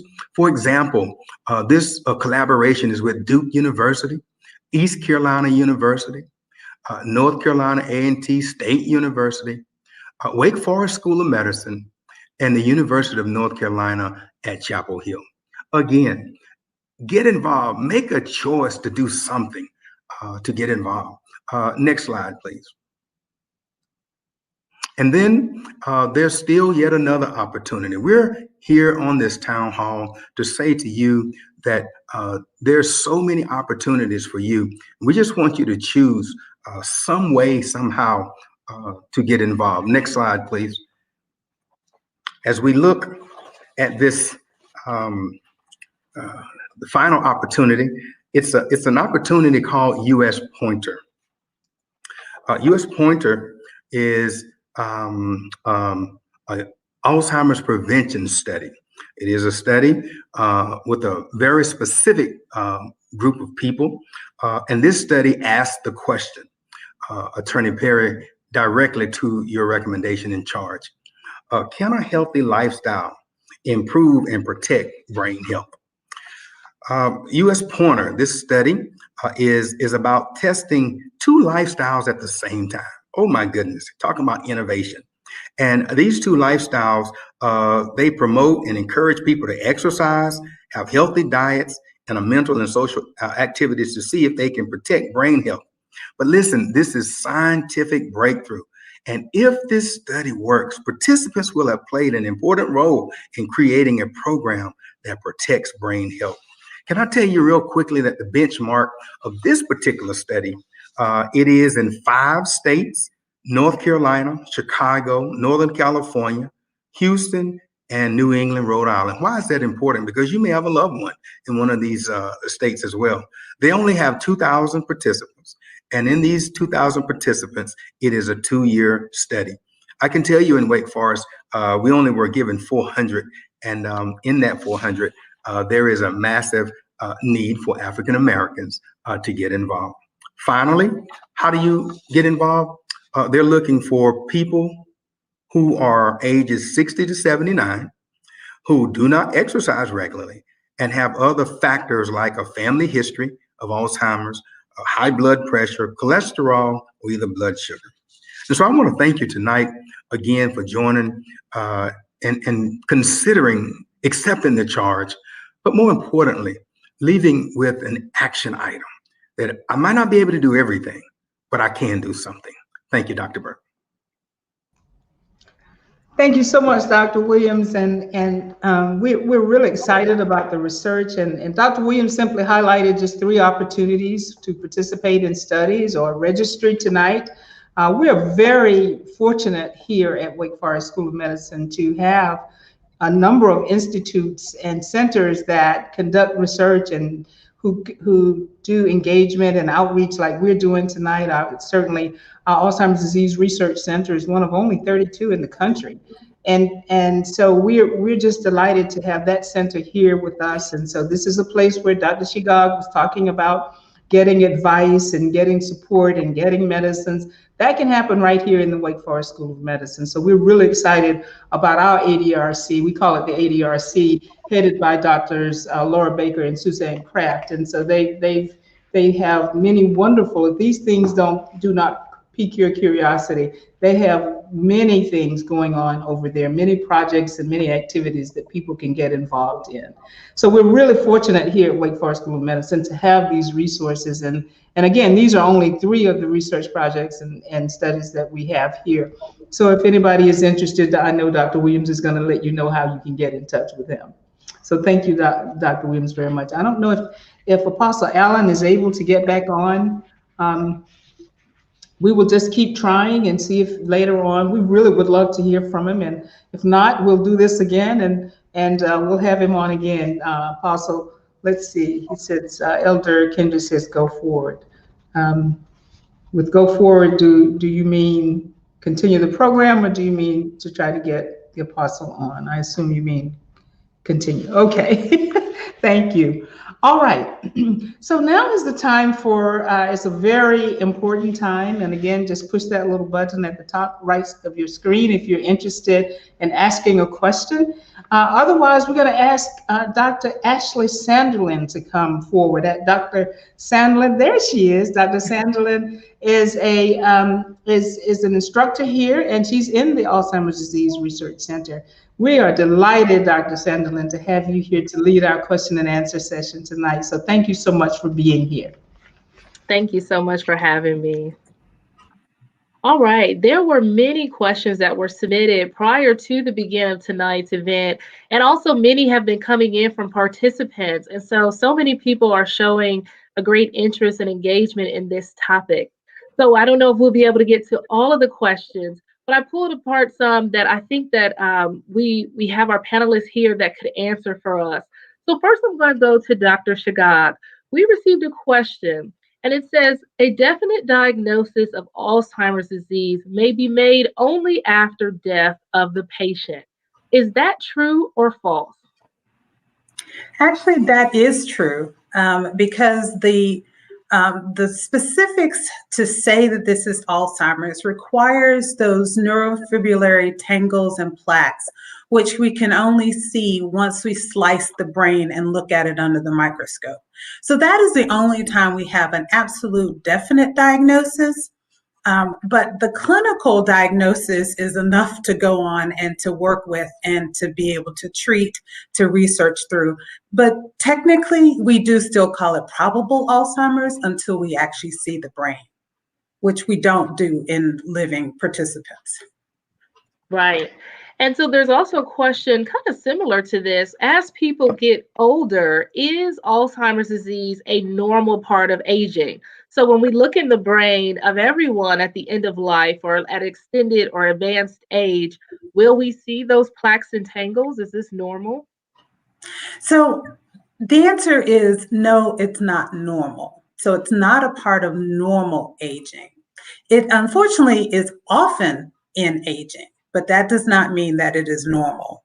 So again, if we go back to the desk reference that I talked about, the working memory oftentimes does go down in that the ability to grab the information as quickly as you want it does decrease, but the pages don't get torn out like they do in Alzheimer's and dementias, so that you can connect the dots. And in dementia, you really, really can't as the time goes on and the disease progresses. So it is not a part of getting old. So you don't have to worry specifically that you will develop dementia just because you're over a certain age or living a certain length of time. This next question I'm going to direct to Dr. Bird. So Dr. Shagag finished by saying we will not necessarily get Alzheimer's disease because it's not a normal part of aging, but many times people see it happening in their families, and it's very scary. So we received a question, my mother has Alzheimer's disease, will I get it? Dr. Bird, can you touch a little bit more on the genetics as far as we know it? And how concerned should a person be if they see a loved one currently with Alzheimer's disease or have lost a loved one with Alzheimer's disease? Great question. And thank you for that. So if a person has a first degree relative, or even as we know now, a distant relative, the risk is a little higher. And so we could do calculations to see just exactly what that risk level is. What we know now, because of the many genetics and genomic studies that have been done, is that there are over 30 genes that have some increased association with Alzheimer's disease. So it is a genetic disease, but the genetics we're finding is not as big and bold as those things that Drs. Hill and Shigog talked about. So the genetics are very, very important. I think people might remember that back in about 2011, President Obama talked about Alzheimer's disease and the desire to eliminate it. And then he went on to put about $215 million in a precision medicine project with the desire to understand this disease in everybody, or to understand genetics or chronic disease in everybody, and get to a point where we can look at all of those environmental influences as well as our genetic influences and put all those things together and really treat people individually. So to answer the question, there's an increased risk. It doesn't necessarily mean you will get it, but it is something that you want to pay close attention to. Now, there is a such thing as subjective cognitive decline. And people sometimes worry themselves to death, if you will, if somebody in the family has it. That is not what we want you to do. We want you to do exactly what Dr. Shigog said. If you have some concern, get to your primary doctor, get a referral, and do not stop. Do not stop until you get an answer. Now, many times, sometimes our providers are reluctant to say what that is, and because for many reasons, according to the Alzheimer's Association, according to Carl Hill, but we don't want people to stop until they get an answer. So we don't want folks worrying, we want folks to get answers. Excellent. And Dr. Bird, you mentioned environmental risk and familial risk. What about personal risk related to emotional trauma in early life? How could that contribute to the disease or the risk that a person has with developing Alzheimer's disease? Absolutely. I mentioned, but I was talking quickly because I had a lot of slides, but I did mention that Lancet Commission report, which says that we probably could prevent about 35% of dementias if we were able to modify those early life, middle life, and late life conditions. And so, yes, even things like education, not only in terms of the number of years of education, but the quality of education. Traumatic brain injury, things like that. All of these things are now being pulled together to see how they influence our risk of getting Alzheimer's. So the answer to the question is yes. All of those influences, I think they call it an exposome. The National Institutes of Health had a meeting just last week. Dr. Hill was a member of that, and several others. Dr. Laura Baker was on that as well. And it was all about all of these influences coming together to create what are we exposed to? What are those environmental influences, those behavioral influences, how they all fit together to increase risk of Alzheimer's disease. It was a very powerful meeting. Excellent. Thank you. I have another question here, and I'll switch gears and take it over to Dr. Hill. This question is related to COVID-19. How is there a link between vaccines and an increased risk of dementia? And I'm sure as many of our viewers, we are in still the global pandemic, which we hope is ending soon. From your role at the Alzheimer's Association, is there any information about vaccines in general, or particularly the COVID-19 vaccine and its risk for cognition and how it relates to cognitive decline? Well, I'll say this, that, more research is needed to understand the impact of the vaccines, but, I trust, the clinical trials testing, and I would encourage everyone to, pursue and receive their COVID-19 vaccination. So let's just say that as clearly and as early as I can, right? So that is most important. The research is telling us, though, that those with dementia, are at higher risk for COVID-19, and then the type of dementia, which is vascular dementia. So individuals with COVID and dementia, vascular dementia is the one that is the most prevalent, right? And so again, this links into what Dr. Bird was saying, Dr. Williams was saying around those cardiovascular risk factors, right? And so lifestyle factors related to controlling your hypertension or stroke or life course, So I think it's fascinating to think that there are factors that people experience, from the time that they're born, or maybe even when they were in their mother's womb, right? So the lifestyle factors and exposures over the life course could play a role in risk for Alzheimer's or another dementia later in life, right? And so I think it's really interesting. And then a phenomenon like COVID comes along, and it shines a bright light on these factors and how they could lead to disparities. The same populations that are disproportionately affected by Alzheimer's and another dementia are most likely to test positive for COVID and unfortunately succumb to COVID, right? And so we've got to do more to understand those life course perspectives and the social determinants of health in the way that Dr. Bird mentioned. Dr. Hill, and I just want to add one thing. It's not the vaccine that increased the risk of aging. No. It is the virus that Absolutely. and all of the assaults on us that came with the infection that caused the increase. But it wasn't the vaccine. Those mRNA vaccines, the mRNA goes away. Once it does its thing, it goes away. It doesn't get in our genes and cause all kinds of problems. They're very safe vaccines, particularly the 2 mRNA vaccines and even the Johnson & Johnson in some populations. So in most populations. So it's not the vaccine that increased the dementia that Dr. Hill talked about. It is the infection and all of the ills that came along with that, all of the disparities that came with that pandemic is what caused the increase in dementia. Absolutely, Dr. Bird. Awesome. I have another question for Dr. Hill. How can people find out more information about their local Alzheimer's Association? I have family members texting me that they did not know a lot of what was being said today, although I think I've talked about it before. But they're just saying they've learned so much. What is the role of the local Alzheimer's Association in informing community members?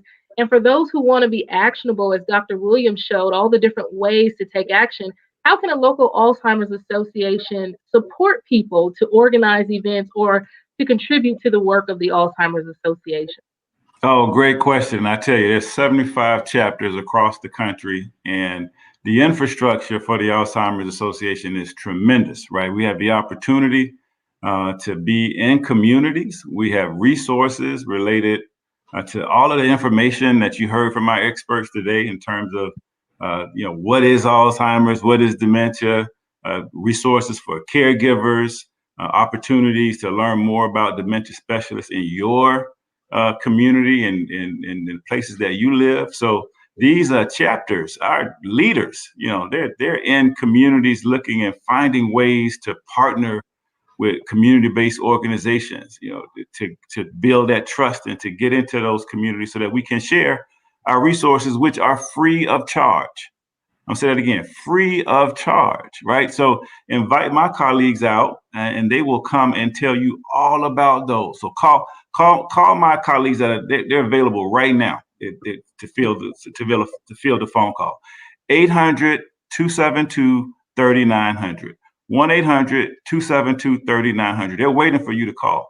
And so you can connect with your local leaders in chapters and receive some of those resources, some of that education and awareness that we would like to provide. Also, our webpage is tremendous, alz.org. Great resource. You can see that special report on race, ethnicity, and Alzheimer's, which I think is tremendous. This the first data I've seen with Native Americans, African Americans, compiled to understand their perceptions of Alzheimer's and other dementia care. So that's alz.org/facts and 800-272-3900. Excellent. Thank you so much. And in our local community and in the triad, Dr. Williams, you mentioned the U.S. Pointer study. Can you give us a little more information that would help us to understand study participation and some of the benefits of participating in a research study? And if you could maybe give us a little insight into what might a participant's experience be like that would be a benefit to them and also to the research that we're trying to do in regards to prevention of Alzheimer's disease. Sure. Let me balance that by saying U.S. Pointer is just one of many studies at the Alzheimer's Disease Research Center. As you heard Dr. Bird speak earlier, we take very good pride in offering a number of opportunities. And so I just want us to just not leave here without knowing that there are many opportunities at the Alzheimer's Disease Research Center and at the Maya Angelou Center for Health Equity, as you just heard me speak about two studies. To speak to your question, U.S. Pointer, one of the benefits is there are no pills or no medications. So you don't have to take any pills or any medications. The only prescription that you have is, as Dr. Hill just said, a healthy lifestyle and exercise. And if you choose those two, but guess what? Those are applicable to, quite frankly, most of the studies as well. We don't want to make that exclusive to U.S. Pointer. I can tell you that you get regular annual memory checkups. Free of charge. The study is free. They will compensate you for being in the study as well. You also have access to a dietitian and a nutritionist to help with that process. I was hoping that Apostle Allen would be on because you actually get a study buddy, and I'm actually his study buddy for the study. Yes, he was a person who was committed to a lifestyle change, and what a wonderful privilege it is to be able to have someone that can just kind of help you along the way, hold you accountable, call you, say, hey, are you following what you're supposed to be doing? And so those are some wonderful things. But I say for Pointer, for the African American Alzheimer's disease research, and in the many other studies, this is the one thing that I want to say the greatest benefit of all is that you will be able to help prevent the next generation. It is an awesome contribution to our community from suffering from this disease, which we know is altruistic in nature. Excellent. Thank you. Well, I want to say thank you to our panel. We did not get to all of the questions, but I'm sure we can find a way to address those so that attendees can have those answers. But so many questions actually were answered throughout the talk tonight. So thank you all so much. And Dr. Sandelin, might I add also, I was going to ask the IT team if they could put the number and the email address. Maybe somebody has heard one of these mini studies that we talked about tonight, and you say, how can I get more information? How can I follow up? And so you'll see it scrolling at the bottom of your screen. All you have to do is to call that number or send that email, and that is the first step to taking charge of your health. Yes, thank you, Dr. Williams. You're welcome. All right. Dr. Sandelin, thank you so much for handling those questions. And you're right, I know we have many more, and we certainly hope that we will hear from people. You can always email us. Just fill up Dr. Williams's email right there, and he's happy to get back to you. But we are delighted that we're in a great space with regard to Alzheimer's and dementia here at Wake Forest. And again, if we can't find the study specific for you here, we'll find it somewhere. So we want everybody to take charge and to become interested in helping us to fight this battle, because it is a fight. It really is. But we can do it. We've made such progress. We have a delightful person. Dr. Bird. Yes, sir. IT team says Apostle Allen is in. Do you have time to hear from him now or no? Yes. I think we should do that. We should do that. I just teed them up for something else, though. But but I do think we want to hear from Apostle Allen, because he is that person that we've been talking about. So we can't leave this space without getting his advice on being a study participant. Apostle. God bless you this evening, Dr. Bird, Dr. Williams, and to the rest of the panel. I'm currently serving as the pastor of Ambassadors Cathedral here in Winston-Salem, and my parents, who pastored this church before, served Winston-Salem and our church for over 50 years. So I am accustomed to serving. One of the things that I did as a young man was to serve older people. When I say young man, I mean 10, 11 years old. Of course, when you have a lot of time, you have a lot of time to think, and you see someone doing something that you can do. So I would go and help them to accomplish whatever they were trying to accomplish, wound up with a little job and with some money on the side. So, which meant I could go and get some cookies and candy that other people couldn't, that the rest of my family couldn't. And so I'm still in that mode of serving. And my study partner informed me of this study, which I am not afraid of a study. I had participated in one maybe about 10 years ago, and with another school up north. And so when he told me about this study, because he knew that I like serving, I immediately joined with him. And so I bring this experience because as a pastor, this is my second pastorate. I've watched many of our people grapple with this, Alzheimer's, dementia, as well as several members of clergy.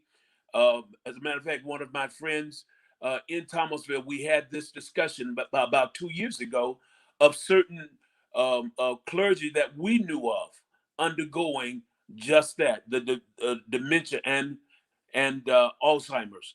And so with that, I had to think about my own mindset and began, and with that, that's why one of the reasons I joined this Pointer study. And I want you guys to know that this has been the greatest. It has been quite positive. As a matter of fact, this week I told one of your staff members that I have participated. This is my anniversary week of 6 months of participation in this study. The first time I went to a clinic visit, it surprised me because the clinic was clean, it was fresh, the staff was very accommodating, they were very friendly. The place, the facility itself was COVID sensitive. We had to wear masks during the visit.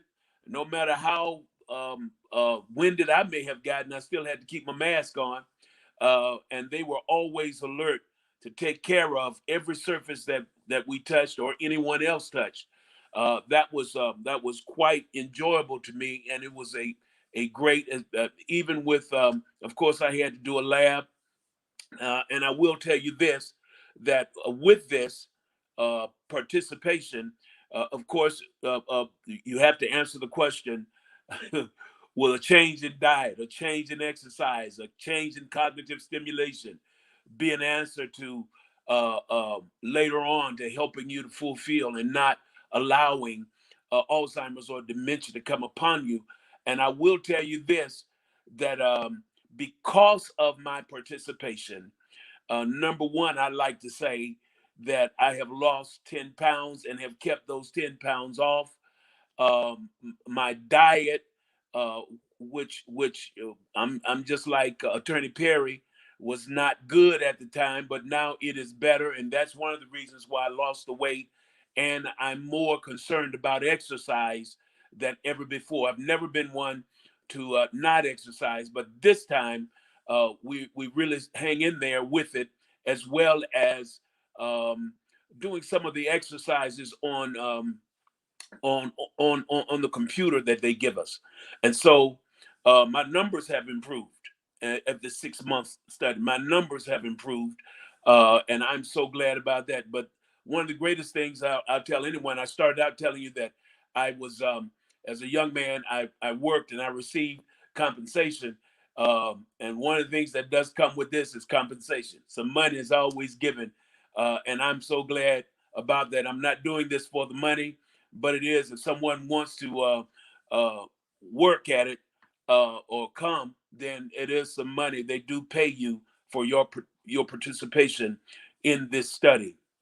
And one thing I know is this: no one twists my arm, There's no coercion. There's no one forces us to participate. We do it because we want to, and because we want to help someone. And so that's my bit tonight. This has been very informative. Thank you all so much for this time and for allowing me to be a part of this great study. God bless you. Thank you so much. And having an expert witness is always very helpful. And we're going to have you back to do more of that. So thank you very much. I think it is important for us to talk about the nature of studies and to share with people that they're not all the doom and gloom that we hear about. And most importantly, people get to be healthier, they get help, they get tests that they may not have gotten before. And in your case, you lose weight. So there are many advantages to that. And so many of the atrocities that have happened in our historical, in our past, don't happen anymore. We have so many more regulations around research, and so these things are monitored closely, and then there are ways to have some reciprocity around them. So thank you so much for that. Just want to say, and I know our hour is ending, but we are just delighted to have with us tonight Pastor Shirley Caesar from the Pastor Caesar. Everybody knows her as a professional musician. She can sing your heart happy. But tonight she's also going to talk to us about a personal experience with Alzheimer's. And so I know she's waiting. It's been a long day for her. And we are just delighted and humbled, really, and honored that she took the time to be with us tonight. Pastor Caesar, are you ready?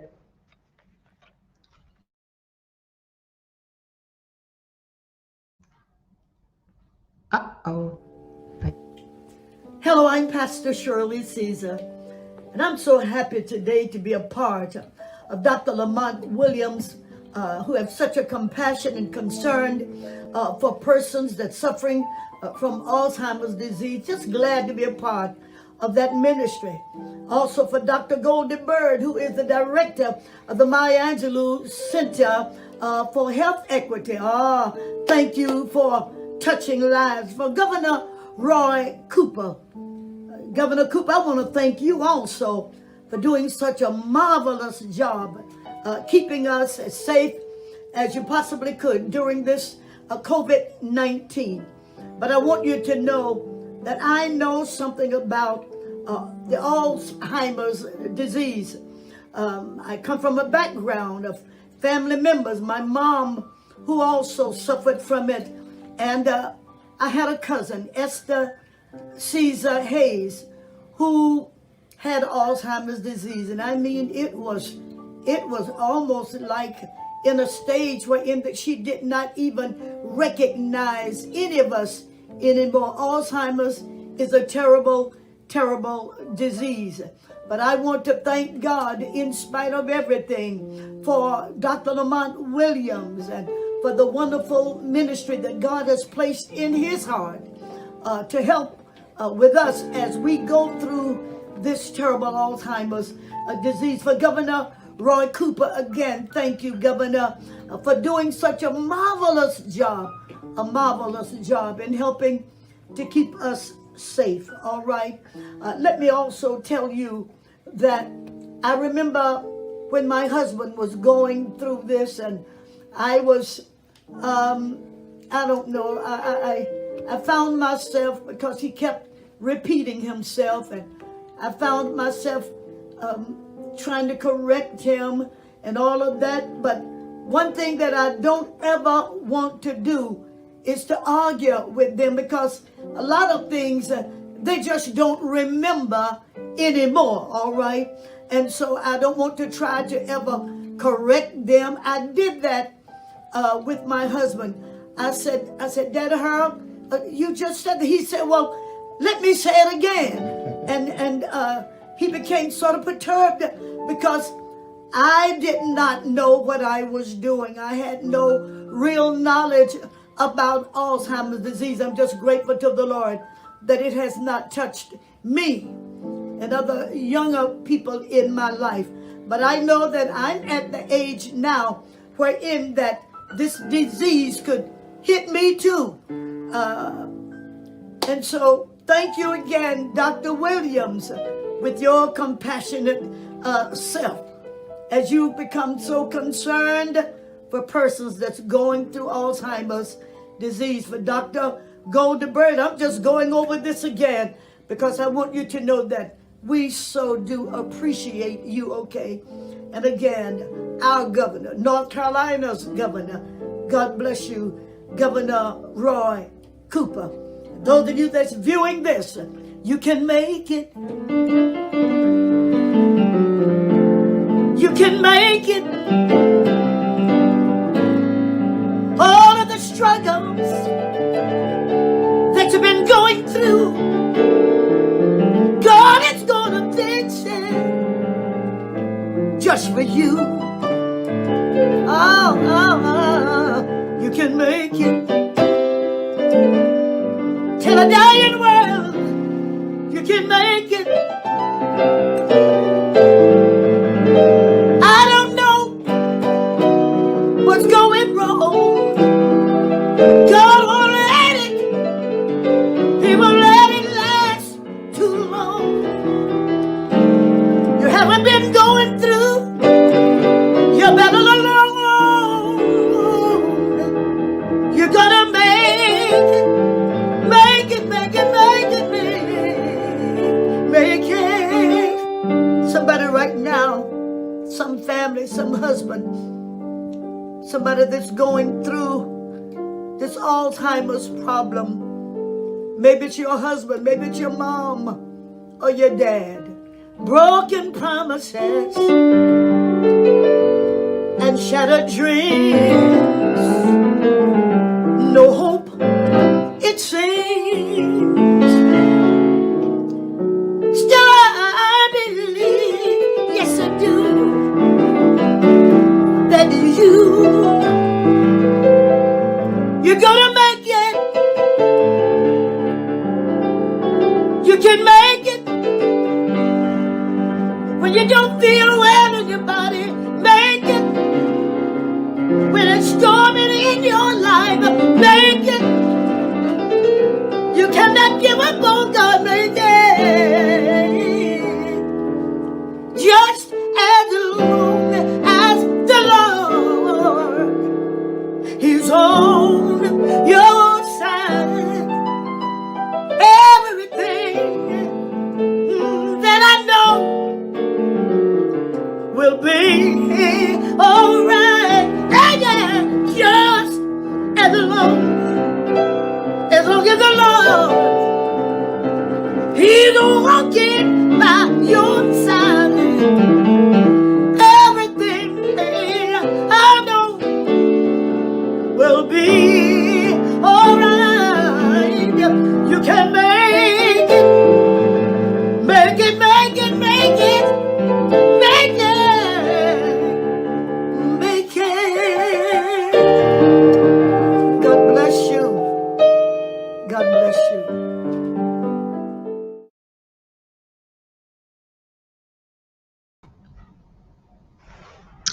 Wow.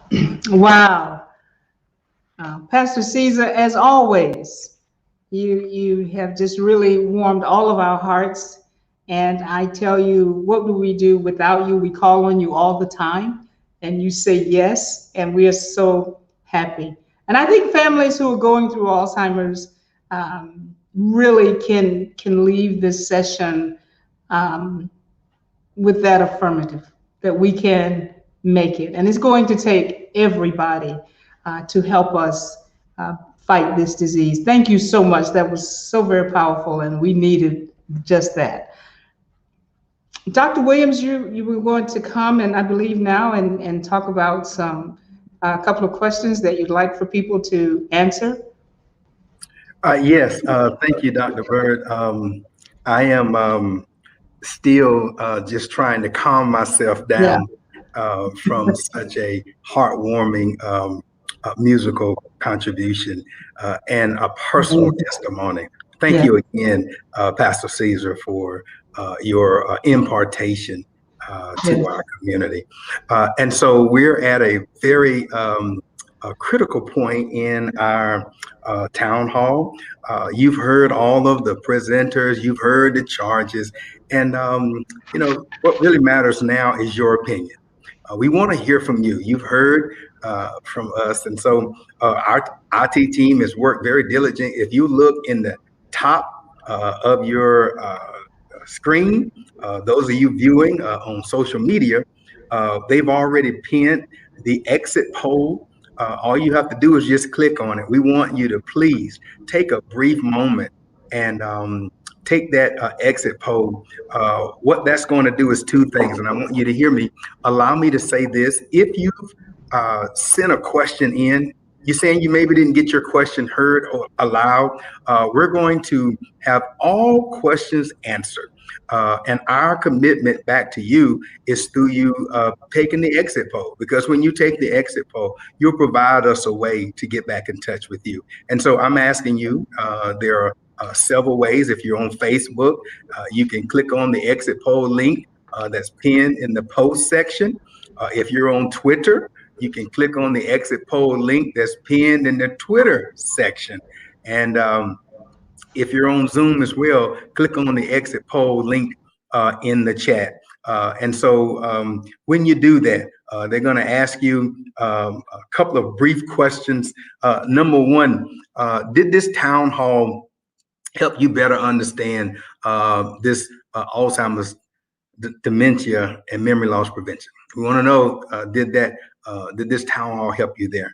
And then number two, would you consider getting involved as a result of hearing this town hall? And I think number three, I think is very important. Would you encourage someone else, having heard what you heard, would you encourage someone else to get involved as well? We want to know your zip code, because what that will do is help us to understand the reach of our outreach, whether it's in rural America or urban America as well. And so I would just ask you to please consider staying with us just another 30 seconds. Your voice matters. And if you register with us, or either you take the exit poll, we'll send you back out this information for every question that was asked. Absolutely, that's our commitment back to you.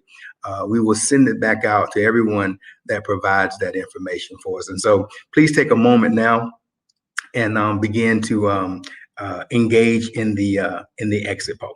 Dr. Bird.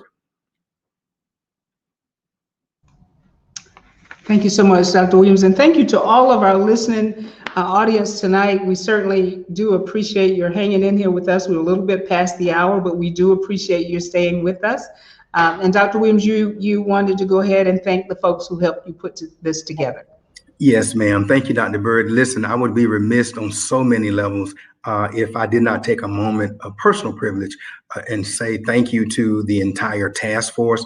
We had a task force of a planning committee, which represented 7 organizations. Many of them have been texting saying they're on the line now. God bless you so very much.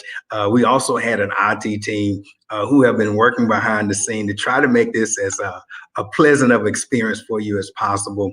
We want to thank you as well. And so, again, whatever role you played in trying to bring this to the successful place that it is this evening, we want you to know that we say thank you. Thanks, Dr. Williams. And it's time for me to say almost good night, but before I do that, I'm just really thrilled at the depth of our program tonight, the richness of it. And we look forward to doing this again. We've gone from the research to the clinical side to the inclusion side, to the community side, to the participant side, and then that amazing closing with Pastor Shirley Caesar. So I think we've done it tonight. And I tell you, our hope is that everybody will leave, 100% of us will leave committed to doing something to help us fight this beast of a disease. I believe hope is I believe we have some good things coming. I know that there's a lot of hope. We know that families have suffered, but we are making progress with this disease, and we want everybody to feel that need and that commitment to help us out with it. Dr. Williams, do you have any closing remarks? Yes, ma'am. Let me just take another moment to say to Dr. T. Anthony Spearman, we thank you so very much for considering to be a host for this event, and also being able to still engage social justice change. And so we thank you and the entire North Carolina NAACP. We want to thank you again to all of our program participants, Apostle McNair. What can we say to our honorable governor and our mayor, Alan Jones, here as well? Thank you again. I want to take a personal point, a privilege to say thank you, Dr. Byrd, for stepping in and driving this train. What an awesome privilege it was to see you just meticulously weave us through to the finish line. And I wanted to say thank you for that, for stepping in and hosting this event. To Dr. Carl Hill, we're appreciative for that voice that you brought. To our Dr. Shegog, thank you. Everybody wants to hear from the doctor. And so I thank you, including me, Doc. I want you to know that. So I thank you for that as well. And certainly to Attorney Perry, who represented the Urban League. Bishop Allen, I appreciate you as a study buddy. And then to our question and answer moderator, if I had a space, I would just give a 100 claps, amen, to say thank you for the magnificent job of making our Q&A session relevant. I want to thank you once again, Dr. Byrd, for allowing us to be able to have a conversation around a matter that affects us all, but more specifically to those who are of color. And I just need to say boldly tonight, before we close, we had a task force, and the task force was clear. They were very clear that they wanted to have an Afrocentric conversation. And I say that boldly because when you look, you've heard the numbers. I don't have to rehash any of that. And to the task force, I heard your mandate and we were able to bring it to fruition. And so for that, I am truly grateful. Thank you again, Dr. Byrd. And so at this time, I'll turn it back over to you for our closing prayer, and our pastor will also give us the benediction. Great. Thank you, Dr. Williams, and all of the hard work for pulling all of these pieces together. It certainly was a monumental task, and we couldn't have done this without you. As a matter of fact, we needed you out front the way you were, so we really appreciate all of your efforts. We'll now have Pastor Angela Harper. We're very happy to have her from Mount Moriah Community Church. There she is, Pastor Harper, for our closing prayer. Amen. Let us pray. Father, we thank you, God, for allowing us to be informed. We thank you, God, for how you have blessed us with this education and this information for our communities, Father. We pray now, God, that you would bless these presenters and these, God, the ones that are studying, God, to find us answers and helping us to navigate through these difficult times, Father. We pray tonight, Father, that you would strengthen families as they were joined together and not separate, and help them to know that they can make it through these trying times. No matter what they're going through, Father, they can make it with you. And God, we give you praise and glory for everything that has happened on this platform. We thank you. We ask that you continue to bless these presenters and these researchers, continue to dig deep and find answers for us. We give you praise and glory, Father. We ask that you would give us a cure, most of all, Father. In Jesus' name we pray. May the Lord bless you. May the Lord keep you. May the Lord make his face shine upon you and be gracious to you. The Lord lift up his countenance upon you and give you peace. In Jesus' name, amen. Amen. God bless you. Thank you so much, Pastor Harper. Dr. Williams, she did both, and and we really want Moderator Harris to just say hello to us. Is he there? I don't see him in the stage, no ma'am. So we're wonderful. Pastor Harper, thank you so much. We really appreciate your being here and giving us that fervent prayer and closing. I think we're done. We're done. They'll have and everybody have a good night, and I hope you're committed to making a difference. Good night. God bless you. God bless you.